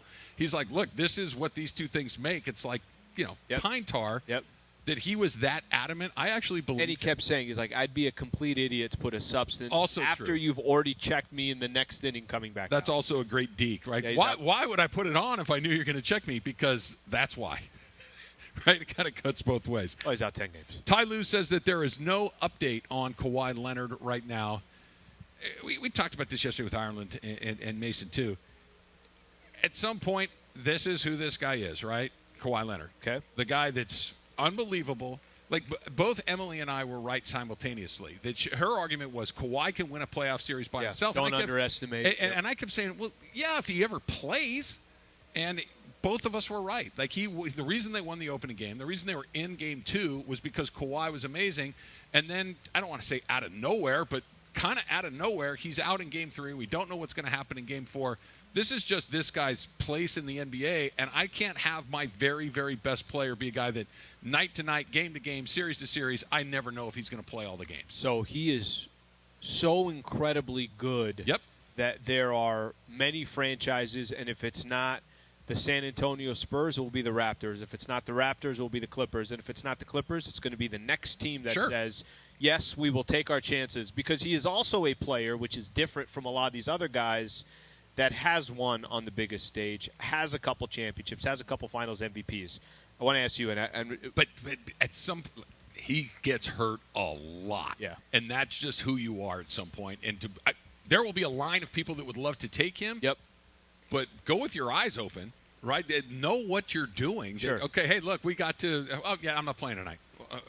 Okay. I mean, that's a tough thing to deal with. Okay, just dealing with, because this Clippers-Sun series has been a lot closer than I thought, right?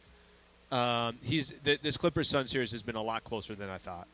Just based on what we've already seen, if Kawhi plays tomorrow and he's good to go, he's healthy, is it 2-2 going into Game 5? Might be. Yeah, I think it is. I still think the Suns win, but I'm not. By the way, I'm with you, but 2-2 Game 5 is a lot different before you even start, and all you need now is 2. Baseball is set in the trends that college football is going to try to speed up the length of their games. 3 rule changes coming for college football. No consecutive timeouts by a team. A running clock after first downs, except for the last 2 minutes of each half. This is very, very good news. This is a problem with that sport. Anything you can do to speed that up. You're a college football fan. I'm a college football fan. They're great. Those weekend Saturdays are awesome. They just take forever. A football game cannot take 4 hours and 20 minutes. It's stupid. Yeah, I think this is the trend, which is a little bit surprising. The trend right now is let's speed up these games. The only reason why I say a little bit surprising, I just say it because they want to sell more concessions. They want to sell more this. They want to sell more that. It's good. It's good news for college football. Shorter games are always. I wish that would have lasted a little longer. Perfect. But how about us? How about us? We're like, but just a little slower in baseball. Listen, I'm getting sort of used to it. We need this game to end for the Dodgers. Yeah, I'm getting sort of used to it. You still want to slow down baseball? What are you talking about? I'll tell you. Can I give you one of my ideas, Mace? Yeah. Sure. You ready for this? I think you should be allowed to quit in a game after the 5th inning. I really do. They're down 12-0. Yep. You think they should? We're done. Here's the only reason why. I don't know if you notice, and I'm going to try to jinx this. No-hitter, no-hitter, no-hitter. I know. Drew Smiley's throwing a no-hitter. I'm with you on that. I want the no-hitter to get broken up, but why do I have to burn 4 more innings out of my bullpen? We're not winning this game. You good, we're good, we quit, you win, see you tomorrow. What's the downside? Yeah, where's Hanser Alberto when you need him? He could throw the final 3, right? He did it last year. What about Jason Hayward? He can throw it. Anybody other than one of the real guys. Let's do a little Supercross talk. ESPN AM 710 Los Angeles. KRDC AM 1110 Pasadena, Los Angeles. K256CX 99.1 FM Pasadena, Los Angeles. It's the greatest segment in LA sports radio history. Oh my God. When the shows come together for magic on the radio. It will only grow stronger. Super Crosstalk. Are we ready for Mason and Ireland to join Travis and Slee? Super Crosstalk begins. Super Crosstalk presented by In-N-Out Burger. In-N-Out. That's what a hamburger is all about. It's time for Super Crosstalk. Woo! Still a no-hitter. Did we break it up in the time that the stager played? Yet, but we're going to do it. We're going to break up that no-hitter. What do you Whatever it takes. What do you think of my idea of being able to? And by the way, all sports. End of the third quarter, quit. End of basketball, third quarter, quit. End of There's a very good reason why quit. None of that would ever work. Why not? Because it's a business of commerce. I understand. In other words, they sell. Well, apparently you don't, because they sell spots in the 6th inning, the 7th inning, the 8th inning, and the 9th inning. That's a good point. There you want to go? If you, so we'll go ahead and John, put Travis Rogers for the 4 innings of spots that we didn't get to run. I am not in the business. So he can go home. I'm in the business of saving my team's arms. I'm in the business of getting out of there in a reasonable time. I'll let a smarter person than me figure out how to make the commercials. Yes, good. I work at ESPN. I'm in the business of still having a job. Trav, we're having a bad show. You wouldn't want to walk out of there. The Lakers are playing. Who's the worst team in the league? The Rockets. Okay. They're up 35 points on the Rockets heading in the fourth quarter. You wouldn't want the Rockets to quit so you could get home an hour early? Oh, sure, I would, but I would have to take less money.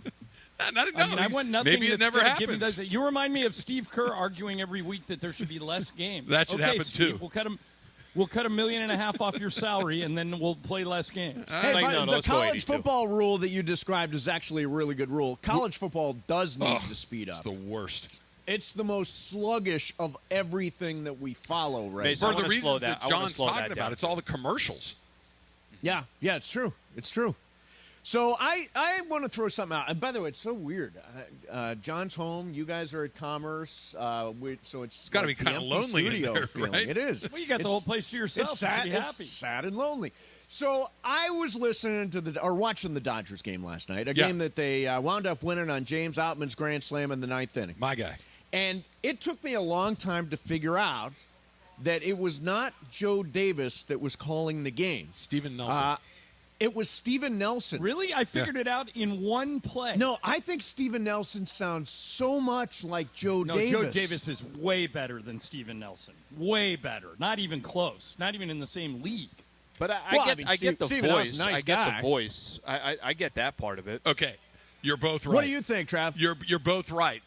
Joe Davis, for my money, is the best at that job that we have doing it Agreed. right now. He is an excellent play-by-play guy in Major League Baseball, and him and Oral Hershiser are an incredible tandem. And best together. I love listening to them. Steven Nelson is not on that level yet, but he sounds just vocally. He sounds a lot like Joe Davis. Vocally, he sounds like Joe. Yes. There was a moment when they introduced him. I think it was opening night or the second night or whatever. They put them all in the booth together, and when they were talking at the same time, it was hard to tell the two of them apart for me. And I listened to, I don't know if it's every Dodger game, but damn near every Dodger game. They sound a lot alike to me. It's just Joe's much better at doing it. Yeah, Joe's better. I mean, Steven Nelson, a great guy, fine. all that stuff, and he's a good announcer. He's not Joe Davis, but just in terms of vocals. He does sound like Joe. He sounds like Joe. So it took me a minute. By the way, it sounded like Joe, too, because he was with Oral last night, who doesn't normally travel on the road. So it felt like it was Joe and Oral there until they actually did the cutaway, and I was like, oh, no, that's the Steven Nelson guy. Are you on the Outman train with me, Mace? Rookie of the year? He's closing in on favorite player status. I can't do it after a month, but I'm considering his application right now as my favorite player. He's one of the few guys that actually has hit consistently for him this year, to be honest with you. Mace, our idea was Trav's kind of been flirting with Outman since the beginning of the season, and I asked him, is this the equivalent of, like, if you go buy somebody's jersey, you got to really like that player, right? Sure. And if this is the equivalent of Trav just kind of, hey, I know we've gone on a couple dates, but it's Tuesday. I just want you to know I set up a reservation at a nice steakhouse on a Saturday. Isn't that's kind of like the next move? I feel like that's where Trav is right now with Outman. I think Outman, I'm excited when he's at the plate. I just have the sense that something is going to happen. And I do but by the way, I think right now he's got to be one of the candidates for Rookie of the Year. Oh, he's a candidate he is the Rookie of the Year right now. There's some other guys up, but I want to say he's third in the league in OPS at this point. He's on the top 5 or 6 in home runs. He's absolutely dominating right now. He's been terrific. All right, does tomorrow when Lakers play the Grizzlies, and John, you probably have a better pulse of this than anybody, does anything that Dylan Brooks has tried to say to LeBron James, whether directly or indirectly, have anything to do? Does LeBron change anything tomorrow? Does Dylan Brooks, by any stretch of the imagination, bait Bron into thinking, should I drop 40 on this guy? I don't think so, but here's why I wouldn't have done what Dylan Brooks did. LeBron right now plays 35, 36 minutes a game. I can see LeBron telling Darvin Ham, look, I'm not coming out. This game's too important. I'm coming out. So I think Dylan Brooks just bought 3 to 4 more minutes of LeBron than he would have gotten had he kept his mouth shut. I just know, I said this to Mason yesterday, I just don't know why you give the other team bulletin board material. It just, to me, it's stupid. Well, especially when Dillon Brooks is getting taken to school on a regular basis by LeBron. I mean, if you look at the actual numbers, LeBron shooting 61% from the field when Dillon Brooks is the primary defender, 43% from three when Brooks is the primary defender, and LeBron has not turned the ball over a single time when Dillon Brooks is covering him. He's already taking him to school. This is just going to add a little extra incentive. I think it does add a little something. And Slee, we talked about yesterday the line. I don't know if this was an original line from you or if you took it from somebody, but I thought it was really good. You can't. I think I'm paraphrasing what you said, but you said something about your mouth can't be running more than your game, bigger than your game. Yeah, louder. I mean, it's basically louder. Yeah. Yeah. I mean, if all you're known for is popping off and you can't back it up, then you just look like an idiot. By the way, Slee, is that an original line? No, I think I've heard that before. I think people That's have. a good line. I think people I have. own it. Steal that. Yeah, just claim it. Claim it. Yeah, it is. Like the It's original. Try and claim the blame pie. Just take it. Go back for a second, though. Does anybody not think that Dillon Brooks is an idiot for doing what he's already done, doing it with Draymond, No. doing it with all of these other Total guys? dope. Trav, you know who doesn't? Dillon Brooks? I've played with guys like this are his teammates. Yeah. Once your teammate goes off the rails, the only play for you then is to have his back. So they don't. I saw it with Patrick Beverly. When Patrick Beverly played for the Lakers and would just run his mouth, the only thing the Laker players could do was get his back. So Memphis will line up behind Dillon Brooks as long as he's on their team. And you said bulletin board material, and I get the concept of it, right? I understand it, but I just have a hard time visualizing. And you're around these guys a million times more than I am, John, but LeBron James and Anthony Davis and whoever else having a little powwow saying, "Did you see what Dillon Brooks said?" I just don't think that it has that impact the way that we think it might have an impact. I don't know. The coaches use different things to motivate, and Kobe used to look for things, look for slights. I told this story yesterday too. Ruben Patterson, who played for the Lakers, the Kobe stopper, right? Once declared himself the Kobe stopper, and Kobe went out and dropped 50 on him the next time he saw him. And you couldn't even joke about it with Kobe. Well, we saw The Last Dance, and in the case of Michael Jordan, he actually would make up slights. Yeah, but he would just make up ways that he'd been slighted to drive him. Yeah, I hear what you're saying, and Kobe Bryant and Michael Jordan might be the two most competitive people to have ever walked the earth, right? I understand. Tiger Woods, I think, falls into that category where, John, you may remember Steven Adams said something like, well, anything can happen in match play, and Tiger went out and beat him 10-8 the next day. It just dusted him. Right. And Tiger said something. But we're talking about a very small handful of people that I think most of us are saying, whatever. I'm not going to go try to shut Dillon Brooks up. I got to go try to win a basketball game. I got to go try to get a hit off this guy or whatever it might be. Well, I mean, I'll just put it in my own experience. If a guy I'm playing pickup against is talking trash, I concentrate more, not less. I now that just makes me want to beat the guy more. And I'm sure LeBron's human. I mean, I'm sure he would love to just put it on Dillon Brooks tomorrow. I don't know if he's going to go for 40, but I think he may play a few more minutes than he would have played otherwise, and I think he might be more focused. And I think if Dillon Brooks has a breakaway and LeBron might be able to catch him, and whereas last week he just lets him go, now I think LeBron turns it on and does an Andre Iguodala on him off the backboard. So I mean, Dillon Brooks is just, he says, I poke bears. Well, good for you. You better be able to fight the bear then and back it up. Hey, what are you guys doing at Commerce Casino? I was trying to figure that out. We love Commerce Casino. It's the home of the first Mandy's and the second Mandy's and all that stuff. But what are you doing out there today? We are kicking off the beginning of the Cal State Poker Championship. We're giving away seats in the championship all week long on the Travis and Sliwa Show. And today it started right as our show started, so we've been out here for that. Damn, I wanted to get in that thing. So I've been playing a lot of poker. Tournament going on right now. Are you good? Mace, you strike me as somebody that would not be a good poker player. No, I'm actually pretty good. I'm actually pretty good. Yeah, last time I played, we're at Commerce, let's say. Last time I played at Commerce, my brother Brian was here. My brother is a great poker player.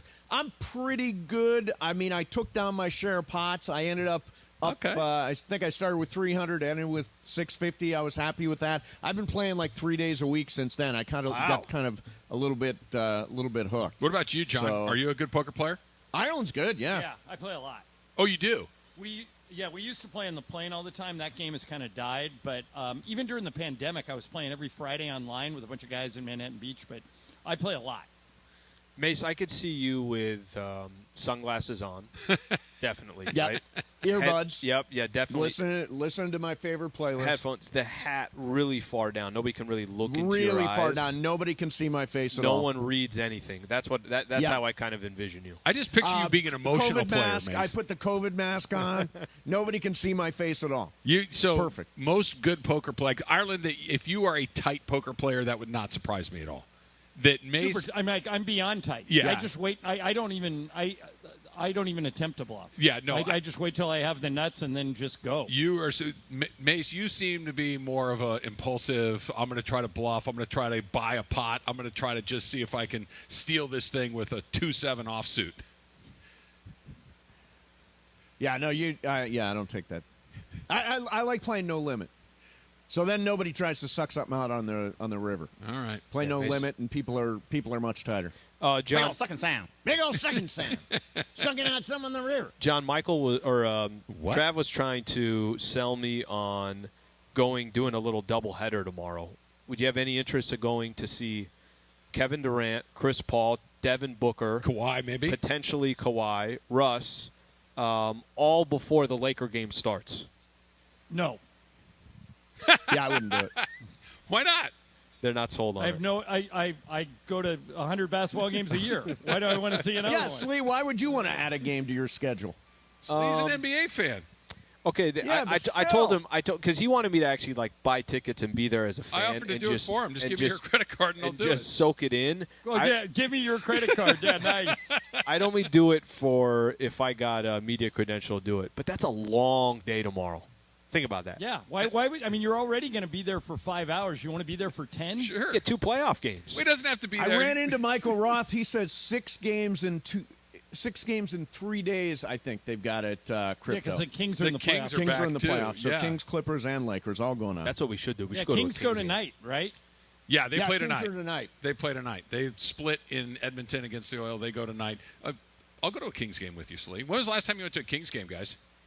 I went this year. We have the suite, so I went this year, and we took some listeners. I didn't go this season. I went last season a couple of times. Slee, have you been to a playoff hockey game? It is bonkers. Never been to a playoff hockey I've been to both. I was at both clinching cup games. Were you really? 14, yeah. So in the ESPN suite, it was really fun. One of the most tension-filled things, and it didn't go the way that I wanted it to go, was Game 7 Western Conference Finals against the Anaheim Ducks, Chicago Blackhawks, down at Honda Center. And I'm a Ducks fan, and every single shift, every single shot, every single everything. I don't know, maybe playoff baseball in the late innings when each pitch you're kind of hanging on it, but I don't know if there's anything quite like that when you get an elimination game and a hockey playoff game like that. And if you get to go in person, it's insane. And by the way, you mentioned Chicago. I thought that when Chicago and the Kings were kind of alternating Stanley Cups from 2010 to 2014 was the best thing you could go to in person that LA had to offer. It was right at the end of the Lakers' 3 straight runs to the finals, and then the Kings started winning Stanley Cups, and Chicago was just as good as the Kings were, so every game was like a war. It was great.